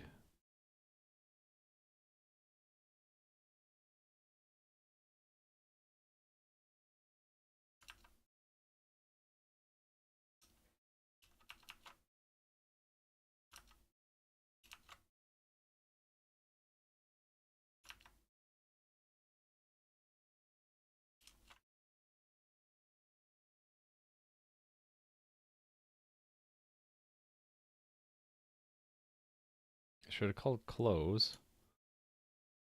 Oh, I see. Oh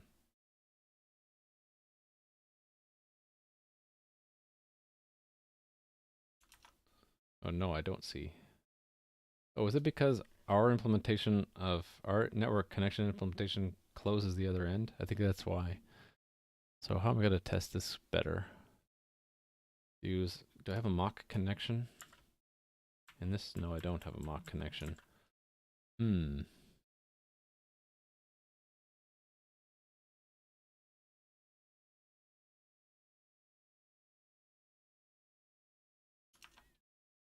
Yeah, right now it's this broken delegate ends up being called as a side effect. It's being called here actually because we're using it with network connection. This guy, or hold on, client. Where's client? This guy. If he detects that the remote end of the connection breaks, it'll break the local end as well, which is causing this delegate to be called, and so it obscures the fact that we didn't call it here. Maybe we shouldn't do this here. Yeah, so that would mean that the server shouldn't wait until the broken delegate is called. It should just toss the connection right away. For now, at least. So that means that this is not something we need to test. So abort. Let me make sure I didn't leave behind any artifacts. No, it's clean.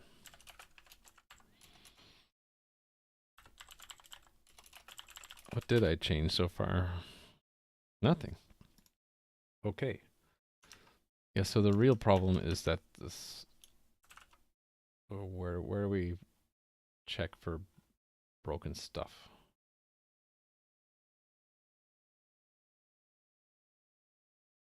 Connection closed or not, maybe?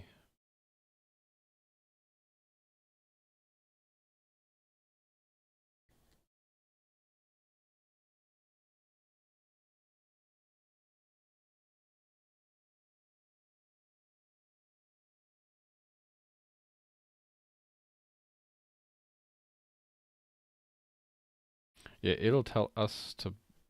It'll break our side of the connection, but it might not break the other side.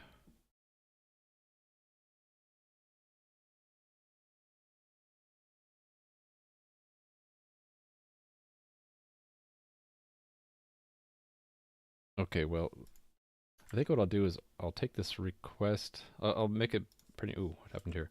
I'll make it like what we're seeing in the wild, where this request timeout keeps happening. So we'll expect it to give us that. And in addition, we'll assert true that connection broken is true. And then what we'll do is we'll wait some period of time later, and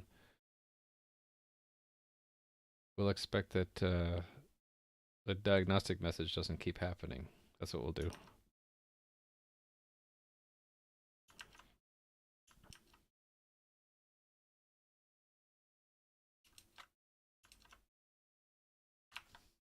All right.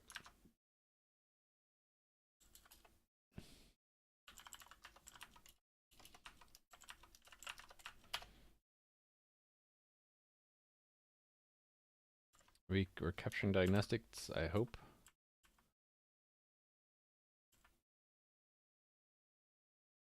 Yes. So diagnostics. Yeah, so here, this kind of thing. We will clear them. Advance the time another second, right? Yeah, another second.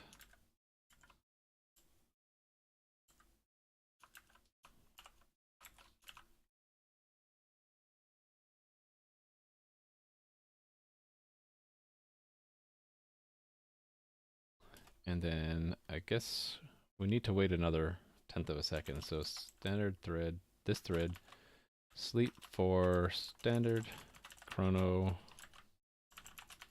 milliseconds 100. I hate having to do this, but we're not waiting for the message to happen. We're waiting for the message not to happen within a reasonable amount of time.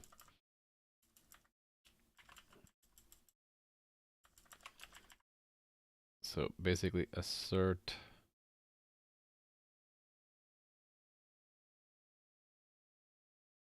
that we don't get what we were seeing before. What was that exactly? Sent, okay.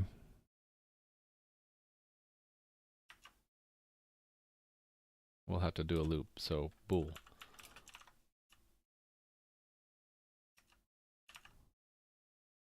Actually, it's not going to just send a diagnostic message. It's actually going to continue to try to send something, isn't it? And we're using a mock transport, so yeah. So we can do this a little bit more. What do you say? I still need to sleep. I don't have to look at the diagnostic messages. I can just make connection received. Clear that.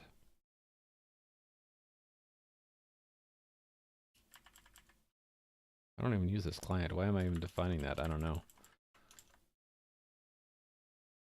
I can just assert that that's empty. Assert true, empty. That we don't get another message. Oh, I did need a client. Oops.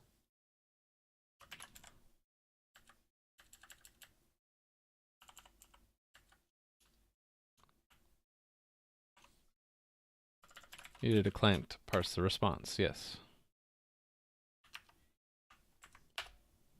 So there it's failing. We got an extra response. So let's fix it.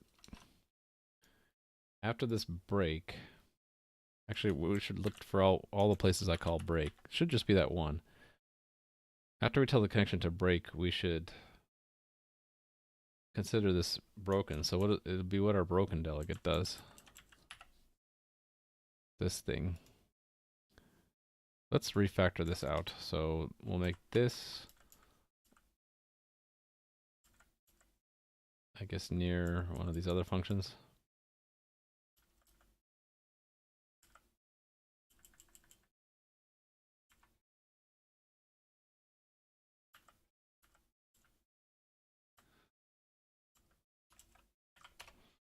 We'll call it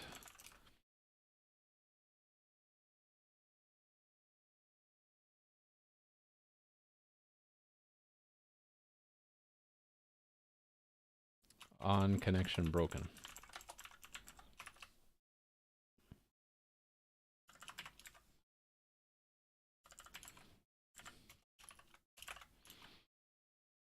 Okay, so we already have a connection state in the other place, so it's not going to be a weak pointer. So we just do that. Okay, copy this documentation. This method is called when a connection is broken either on the server end or the client end. This is the state of the connection which is broken. Okay, so broken by It's not broken by peer. In general, we'll just say it's broken. Or maybe we'll have a reason here.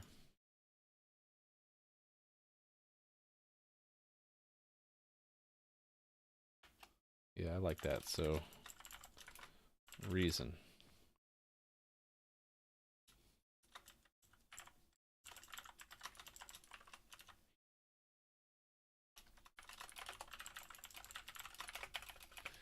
This describes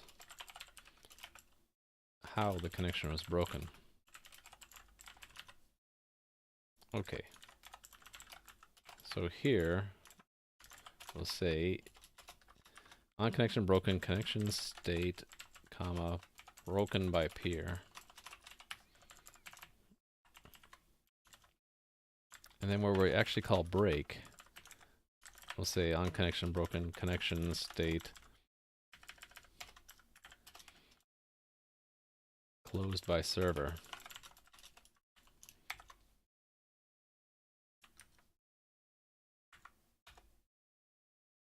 Oh, crash.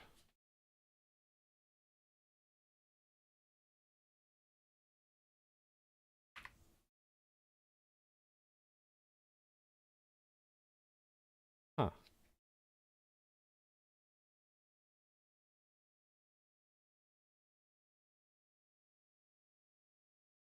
Oh, is it because we changed active connections while we were looping? That's probably what it was. Yeah, issue response can now change the active connections, right, if we close it. So we need to make a copy of this set before we iterate it. Auto connections equals active connections.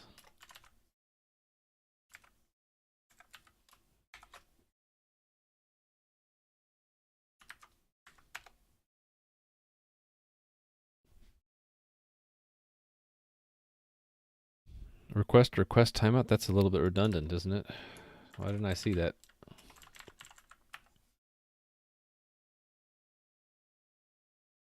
This should just be request timeout, shouldn't it?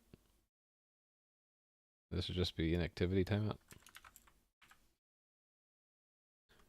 Regardless, it failed on 1496.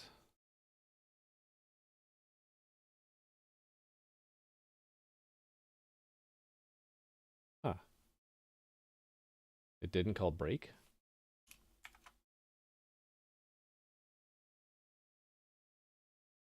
It should have. Interesting. They must have screwed that up. So what happens here?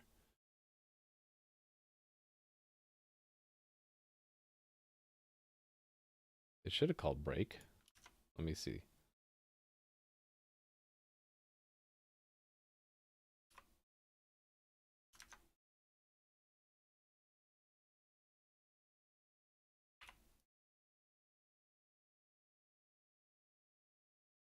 Are we still where I think we are?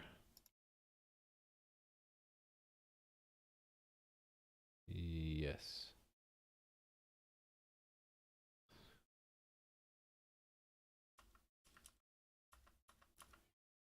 Yeah, here we go. It should have broken the connection. What? So why didn't that work?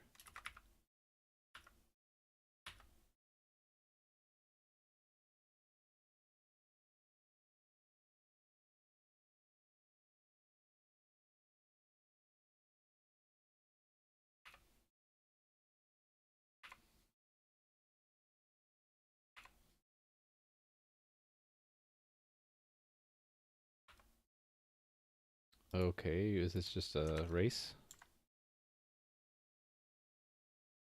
I think it's a race. Yeah, so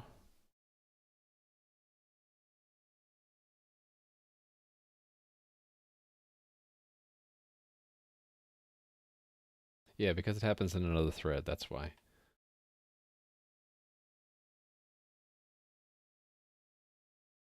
We're awaiting a response, but we're not awaiting the break. So let's just do that. So we're promoting broken to await broken.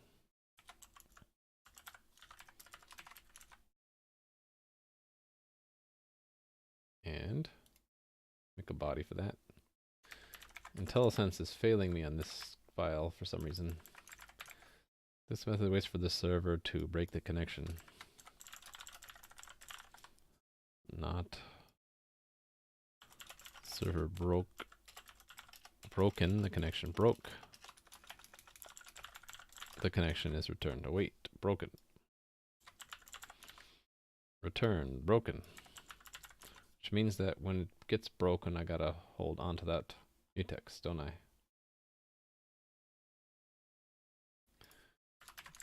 Get the mutex. Signal it broken. Notify wait condition. Okay. Not racing anymore.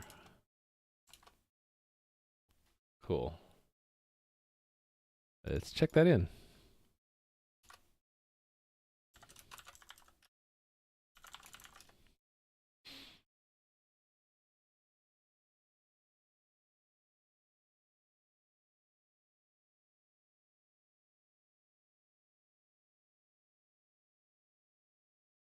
Yes, so fix bug in server not closing connection. Not closing connections. Server should not expect the peer to close their end of the connection just because it closed its own end. So yeah, apparently Chrome is not closing their end.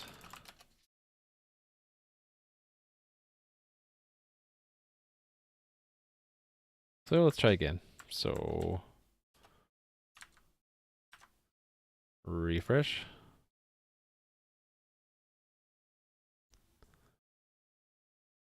Okay, so there we go. It still has the bug where it's timing out way too quickly. So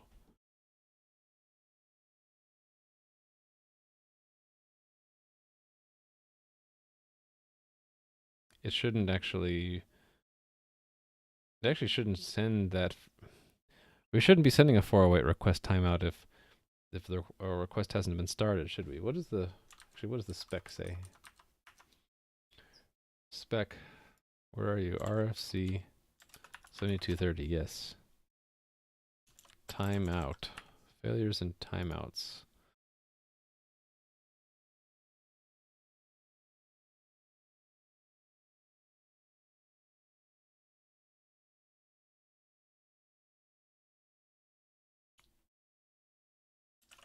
Does it mention 408? No, what about the next one? 408. Request timeout.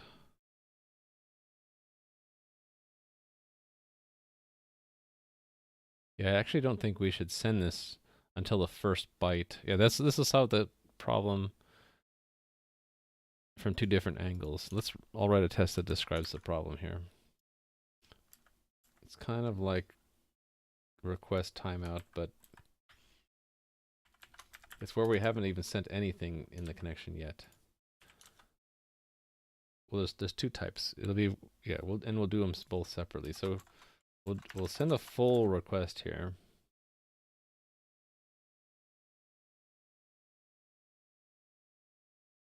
Yeah, we're setting it up the same way. Do we even need to set that anymore? I don't think so, because it's using our mock transport. Mock transport doesn't care what port you try to use.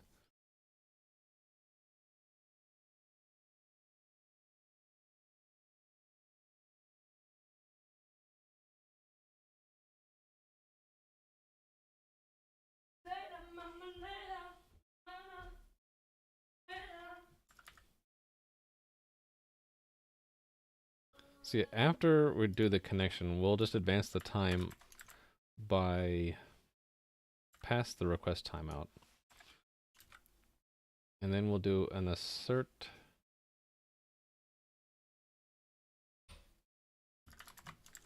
Basically, we'll not expect the connection to be broken. Assert false. So it shouldn't break right away. That makes me think that there ought to be a third timeout. two kinds of inactivity timeouts, right? Inactivity while a request is being received, and then one for just if the client never sends another request. Let's make a note for that. HTTP server should have third timeout when client hasn't started sending a new request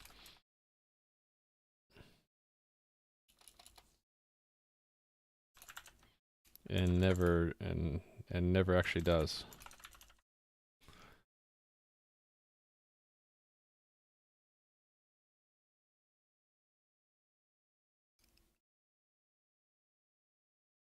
We'll set it now, which shouldn't, it should, we'll anticipate that will add this later. So we'll call it idle timeout. We'll just set it to a very large number, like 10 seconds. So once we have an idle timeout, as long as we don't wait 10 seconds, it shouldn't break the connection even though we haven't sent anything. And then when it does process one, we should check it again. So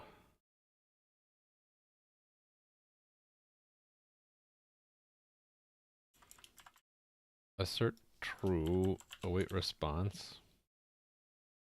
We actually get a response, right? And then advance the time again by over another second.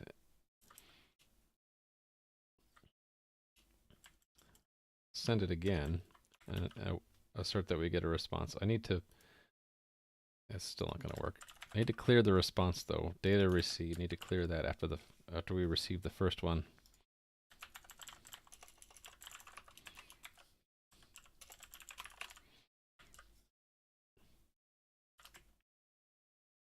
Like that.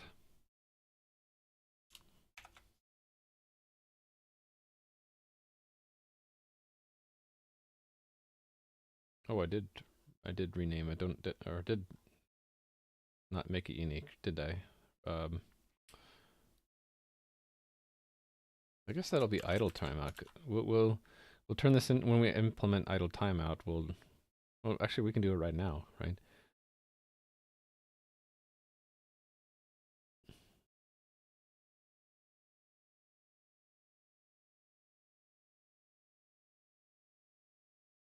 Yeah, we need to await broken after here. False. So then what we'll do is we won't send anything more, and we'll make this inactivity really long. We'll advance.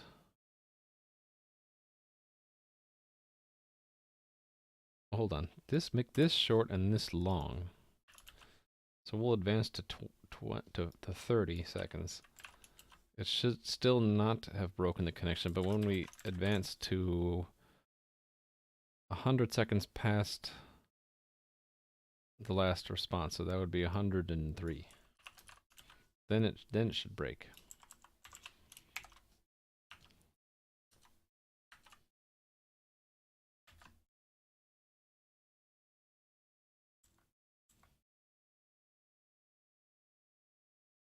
Okay.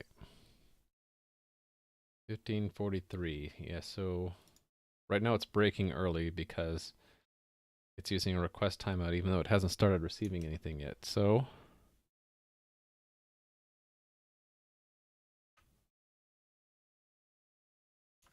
data received.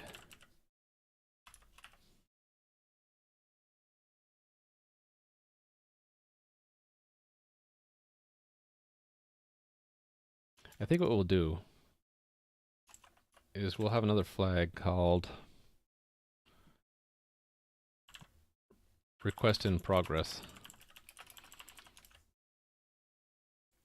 And we'll set that back to false after try request assembly assembles one.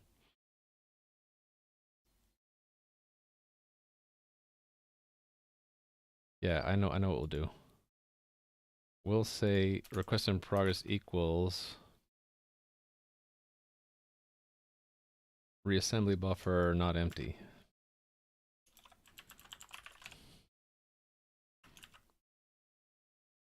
Okay, so let's make that flag.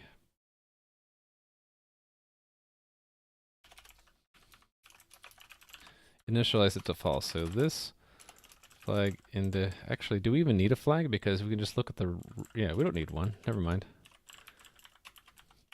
This is the flag that it's empty. Yeah. Okay, so never mind. Let's just go to the timer. The timer thing should not care. It should only do these checks if a request is in progress, right?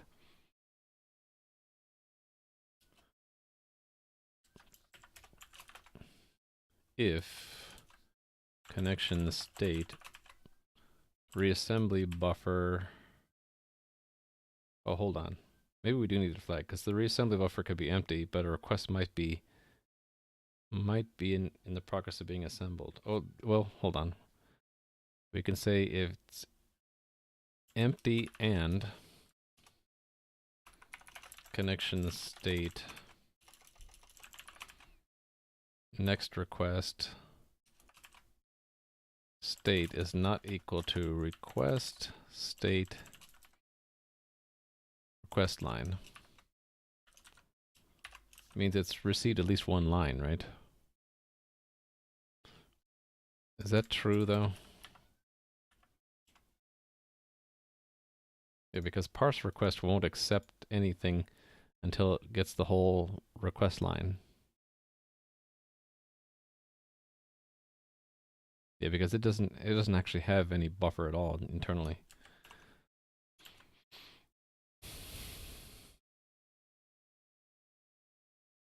I'm reconsidering though making that request in progress thing because it would be easier to read. Yeah, I think I'll do that after all. So let's back up again.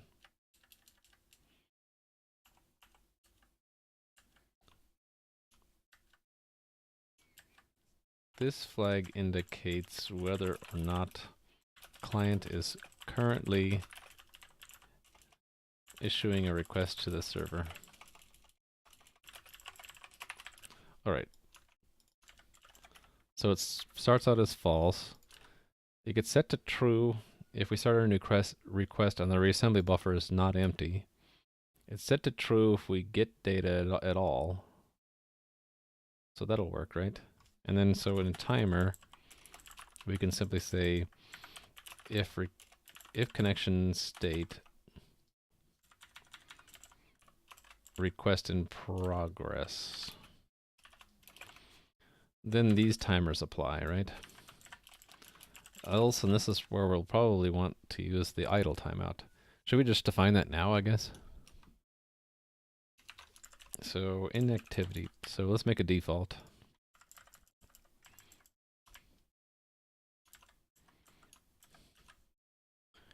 Inactivity.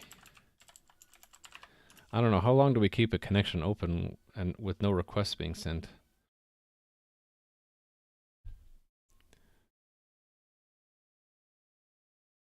Let's make this one 60 seconds, and we'll make this one 5 seconds? Is that reasonable?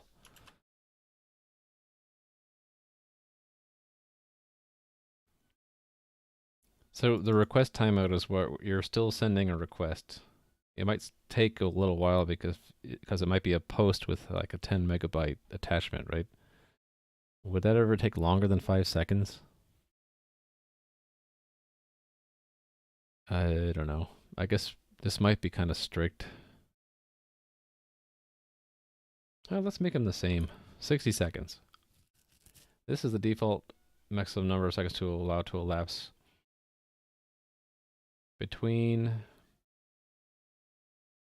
the end of a request or the beginning of a connection and receiving the first byte of a new client request. Before timing out, yes.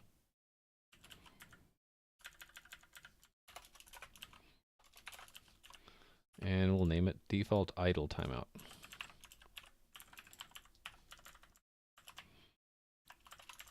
And we'll give it a variable here, idle timeout.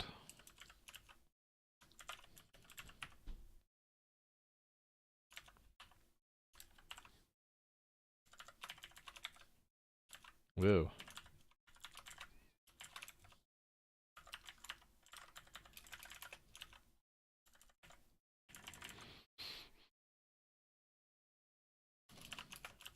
Okay.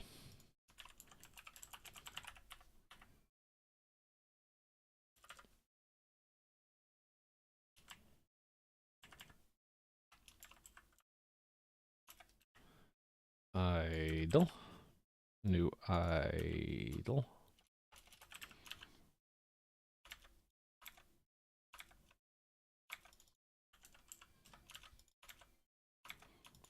Idle timeout. Okay. What else? Where else do we use it? I guess we should put it here. If now minus connection state time last request started. A data received is fine, right? It's greater than idle timeout.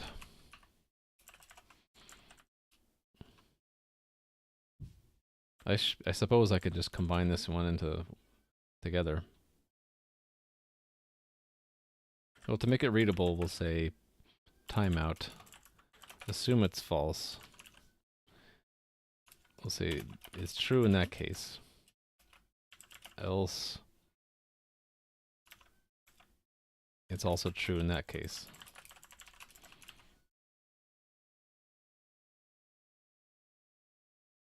If timeout, and then if timeout, we issue that and then close it. Although technically, you shouldn't get a request if you have a response if you didn't send a request, right? We'll still send a response. There we go. And when I run the real server now, well, let's add the configuration item. Idle. And you know what? I just realized these need to all be capitalized.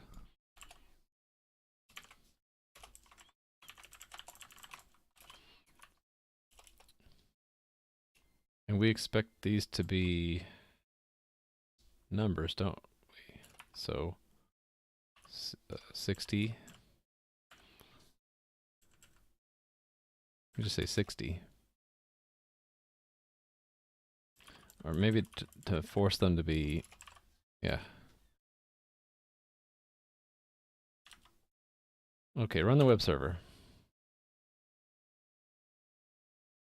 Actually, it should have said that it changed the timeouts, shouldn't it? Yeah, I don't think I actually connected in any of the other configuration items in the main web server. Let's fix that. Probably just forgot to do it here. Yeah, so, ooh. How come that worked? I made a capital P.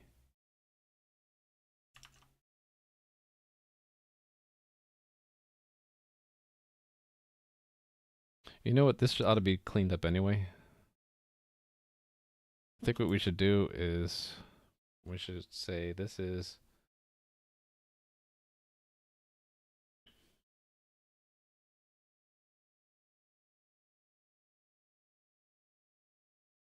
I'm trying to think of a name like sub configuration, core configuration. How about we just call it server? Right, because the sections are between the server, the main server, and the plugins. And we'll just put these in here.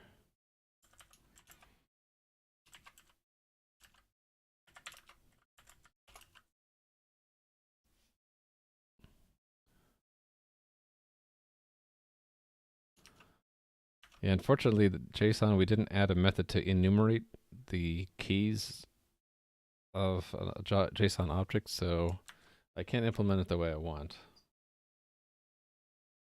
But what I can do, this is actually what I would like to do. Make these all strings and just make these are generic configuration items that the main web server doesn't need to even really understand.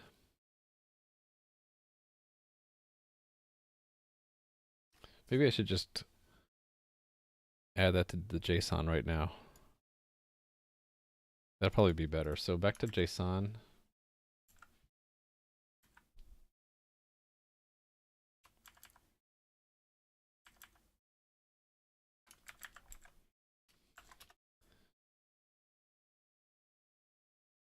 And this will be enumerate object keys.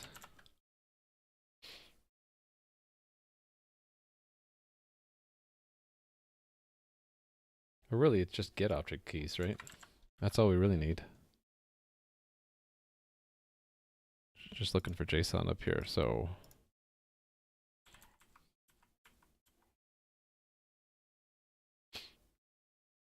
Because it has a has, but it doesn't have a, get all the keys.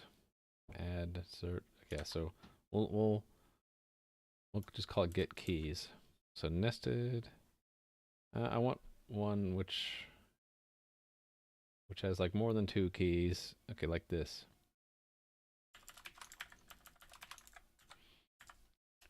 And basically I'll assert equal standard vector, standard string,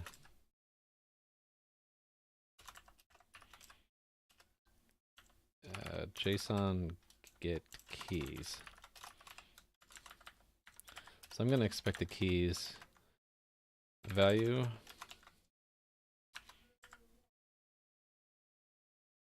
empty string, the handles, and is comma live from get keys. So let's make it get keys. I think it should go near has. And it should just return the keys.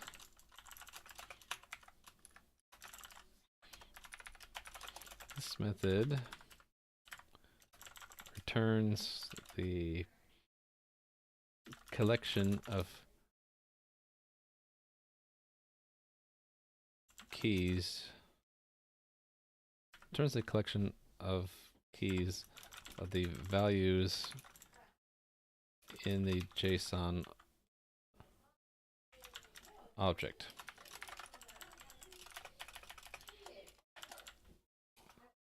The collection of keys of the values in a JSON object is returned. If the JSON value is not an object, an empty, or how about we say a collection of keys, JSON object. No. If the JSON object is not an JSON value is not an object, an empty collection is returned. So we have to say what we do if it doesn't even make sense.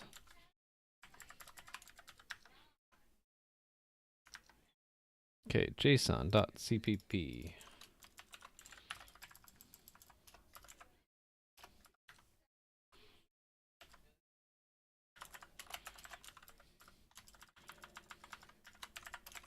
Keys, return keys. We can reserve space for well, we'll do this thing too.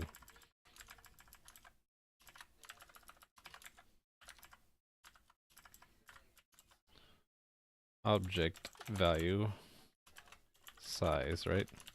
So for const auto entry in object value keys dot push back entry dot first, and we're gonna run our tests. Oh, they're out of order. Oh, because we hold it in as a map, it's gonna sort them. Fine. So yeah, this would be alphabetical order, wouldn't it? Nope, V comes after T.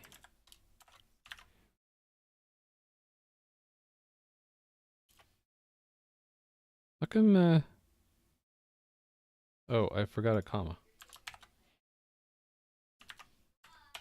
There we go.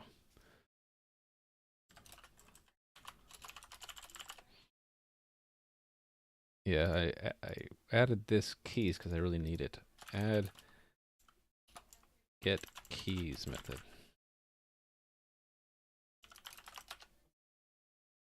Because back in the main server, what I really wanted to do here is say for const auto key in configuration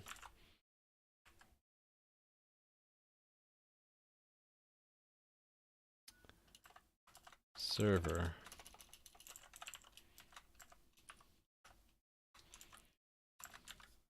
It's not going to let me do that. Oh, get keys.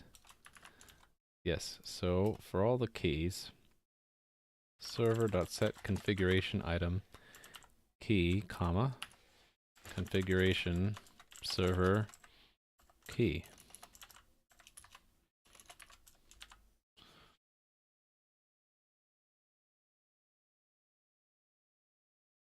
Yeah, so then I don't need this default port anymore.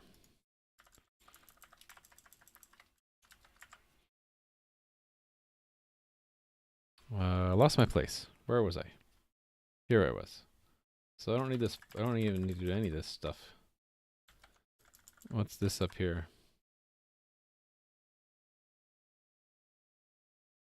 I don't need to worry about this anymore. Yeah.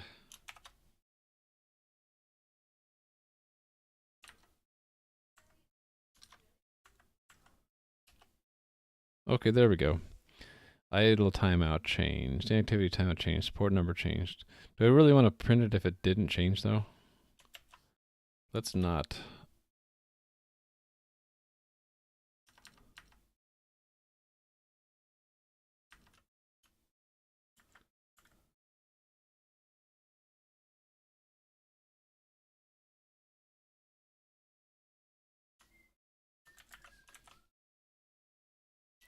No diagnostic message if configuration item did not really change.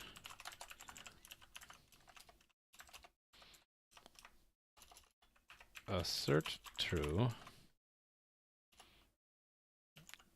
Messages received.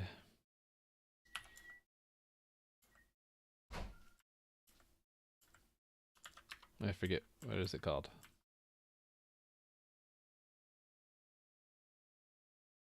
Diagnostic messages. Empty.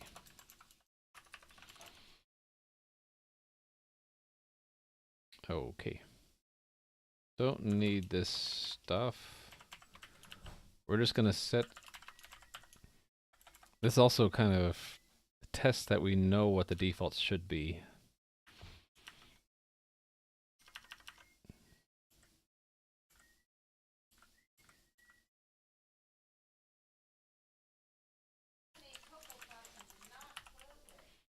Okay.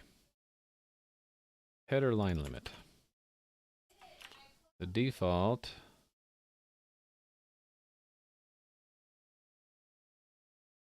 is 1000.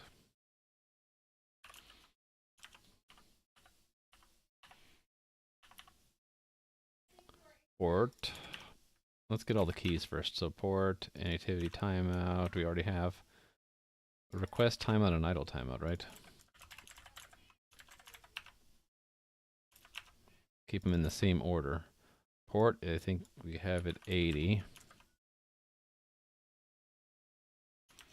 Default is, that's 1, and these are both 60. So actually, I'm gonna do two things in this test.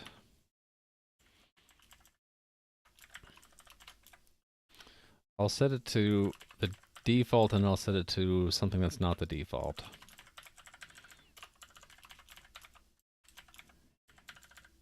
And I'll expect to only see one message from each. So change from, yeah, this kind of thing.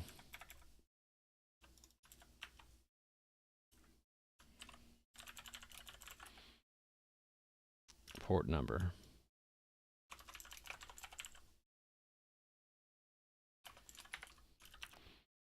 Inactivity timeout.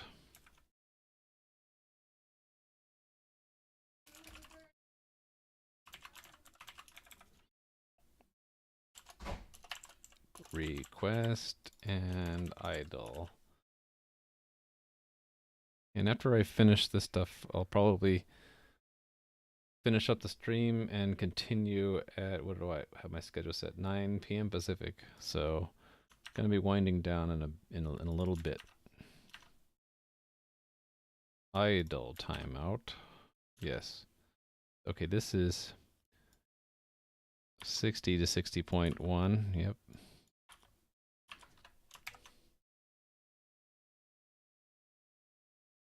Hey, how's it going? Saura? I'm just going to say Saura for short, if that's okay.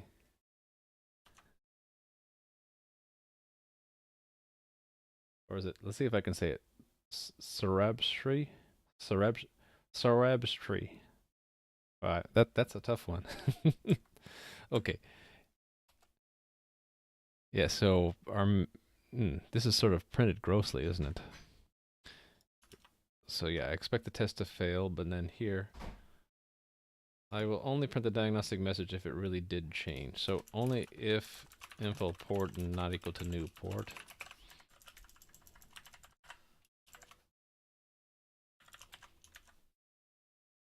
How do you say, well, I guess you can't tell me. Am I saying it right? Sorab? Is it, am I close enough? Sorab? Okay, inactivity timeout not equal to new activity timeout. I suppose we don't have to set it if it's also not changed, right?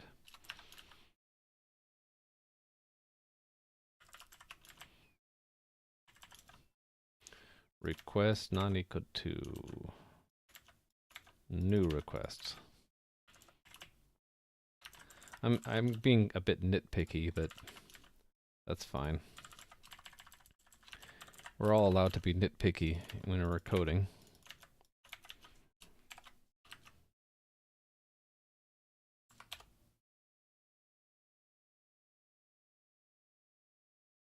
Oh, it's printing out a bunch of extra decimal places. Okay, we'll just change the test to match it. So Rob. All right. I have a friend at work whose name is Anantapadmanabhan Kandahai. I practiced saying his name for like an hour before I was able to say it smoothly.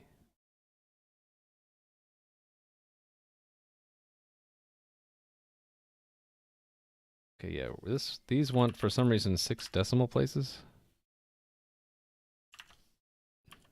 Okay. You didn't catch that? Anantapadmanabhan Kandahai?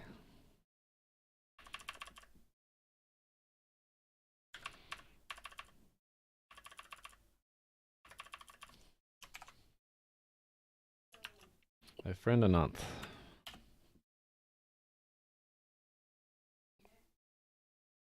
Oh. I have an actual bug in the debugs thing here. It's printing the port number twice.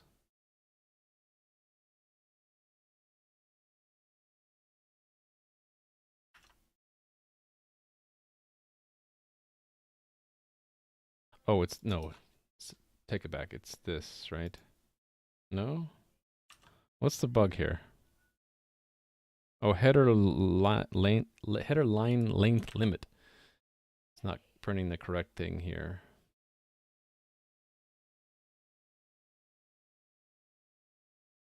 Oh, yeah, because I didn't put the check.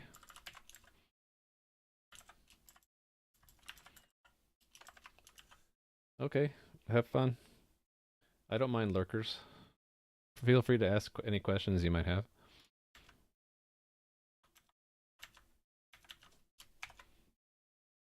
It's been kind of a quiet day.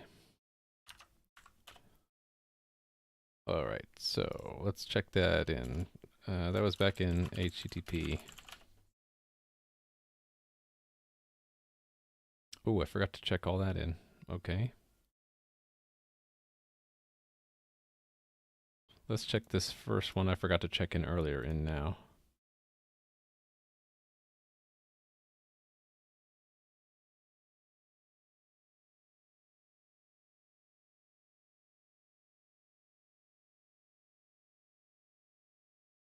Okay, I think that's good.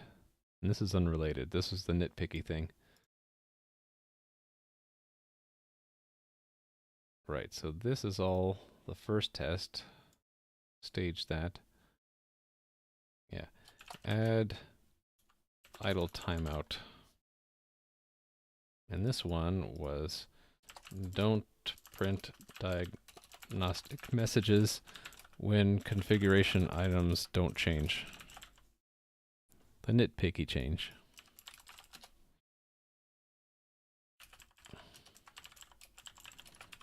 Yeah, I'll be wrapping up soon, but I'll continue later. I think what we'll do later is we'll start working on WebSockets, which is sort of a fun little side thing. With the WebSockets, we can make cool things like chat rooms and interaction with Twitch, which I'm looking forward to learning how to do. Okay, this was an important change. We basically remove web server from the concern of knowing the server's configuration items. Okay, so web server, remove concern of web server over internal server configuration items. It's basically going to forward them all, so we don't have to like check at both levels.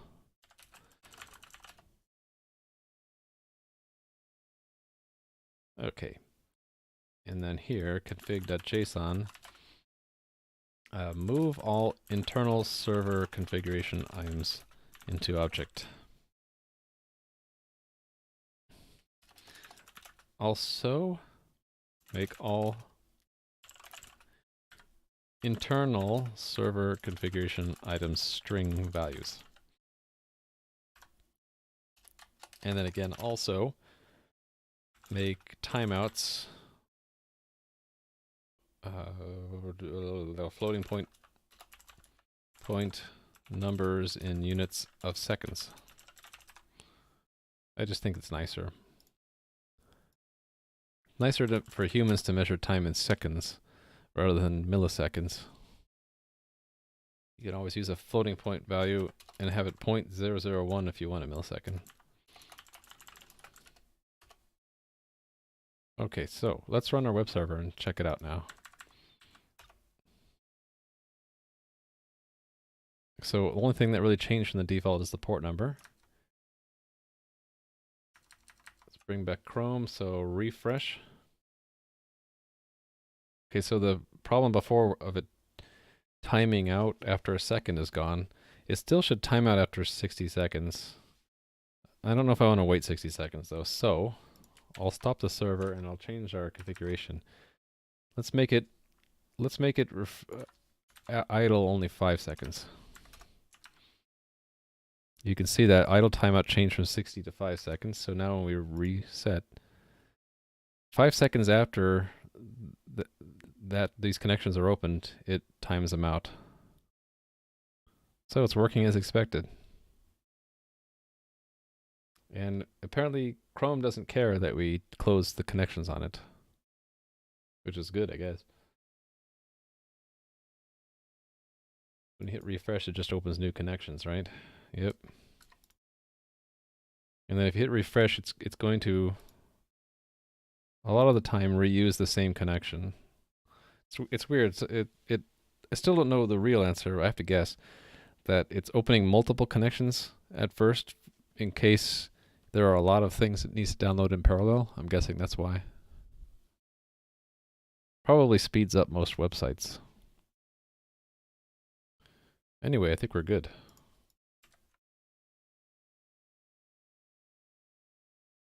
So I'll do a recap of the stream now, and then I'll be taking a break for 3 or 4 hours. Come back tonight. So looks like I actually did get all of my main plan. I'm considering changing my planning to have like a main plan, bullets I want, items I want to hit, and then have like an if I have time, so that I don't run out of things to do and have to stop and scramble to think of what to do next. So I did these things that were in my main plan. So we added time tracking in the web server, and to test it, we used dependency injection. In other words, when our server is configured, if I go to the server.hpp, it's given its list of dependencies, right? And we had this dependency from before, which is how the server is going to talk to the network. Now we have a second dependency, which is the timekeeper. Timekeeper is ultra simple. It's just an object where you can ask it what the current time is. So in the real server, we have that implemented as a class called Timekeeper in the global namespace, and it just gets the current time from our operating system abstraction level. And that in turn is going to use the performance counter on Windows, and on Linux I think I use the real-time counter. High precision and usually matches the wall clock, so, or it's close enough. So in our tests though, we have this mock called mock timekeeper. Just looking for it right here. The mock timekeeper, there's where we strictly control what we call, quote, the current time. So in all of our tests for timing, we're able to set the time that the server thinks that it is.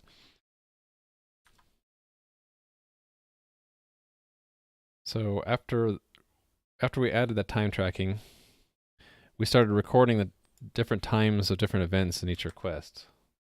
And that was in connection state. Connection state now has times from when data is last received and when a request was started. And I initially thought we needed to have 2 timeouts, but we actually have 3. So we'll have a shorter one that resets whenever more data arrives. And that's so that if there's a lag, we'll allow it to continue, but if it's excessive, like more than a few seconds, then it'll time out. And then we have a longer timeout for the overall request, and that's because you might have a large post. Let's say you're uploading a file and it's tens of megabytes. You want the overall request to last longer, and not you don't want to use the same timeout as the short one for lag. We ended up having a third timeout to cover when one request is complete and the client goes idle. And that's probably conceivably even longer than an overall request. So an even longer timeout to cover, I don't want to put it in the plan, but we added a third timeout, even longer, for the idle period between one request and the next, in the cases where the client keeps a persistent connection. So we did that, and in order to implement that, we had to have a separate thread which watched for timeouts. So if you have a copy of the code and you want to see that, that is in a new function called timer, which is run in its own thread. And it has a sort of a hard-coded polling period of 50 milliseconds. So at 20 hertz or 20 FPS, whatever you want to think of it, it will check all connections and basically detect these timeouts. So it samples the current time, subtracts from that the time last data was received or request started, and if they exceed this timeout, then it sends this 408 request timeout response, setting the connection to be closed after the response is completely sent.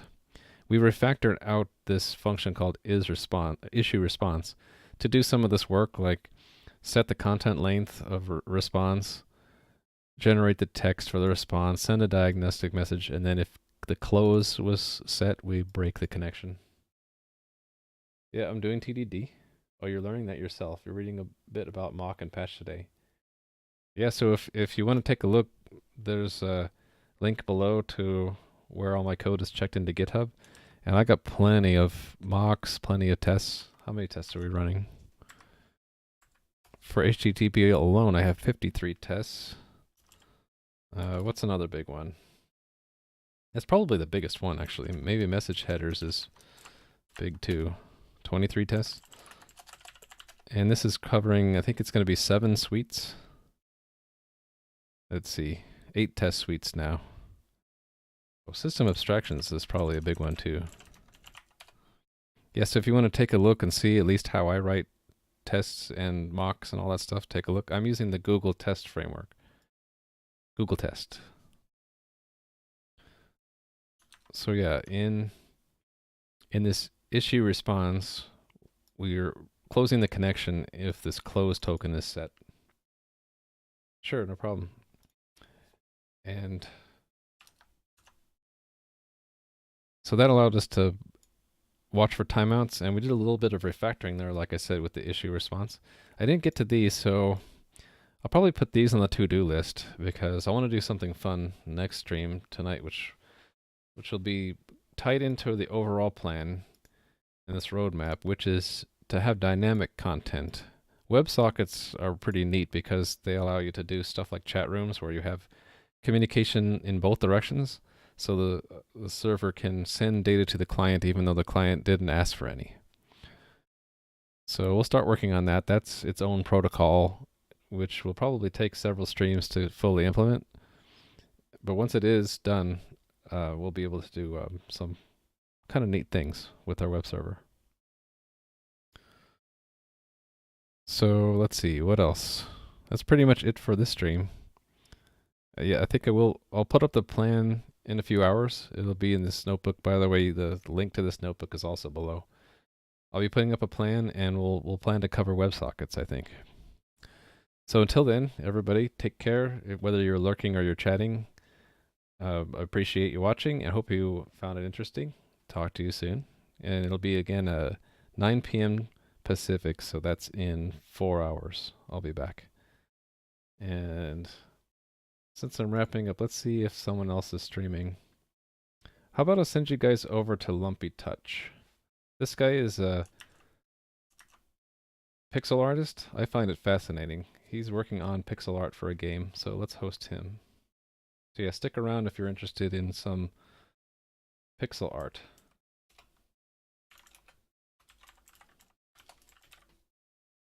So hosting now. See you guys later.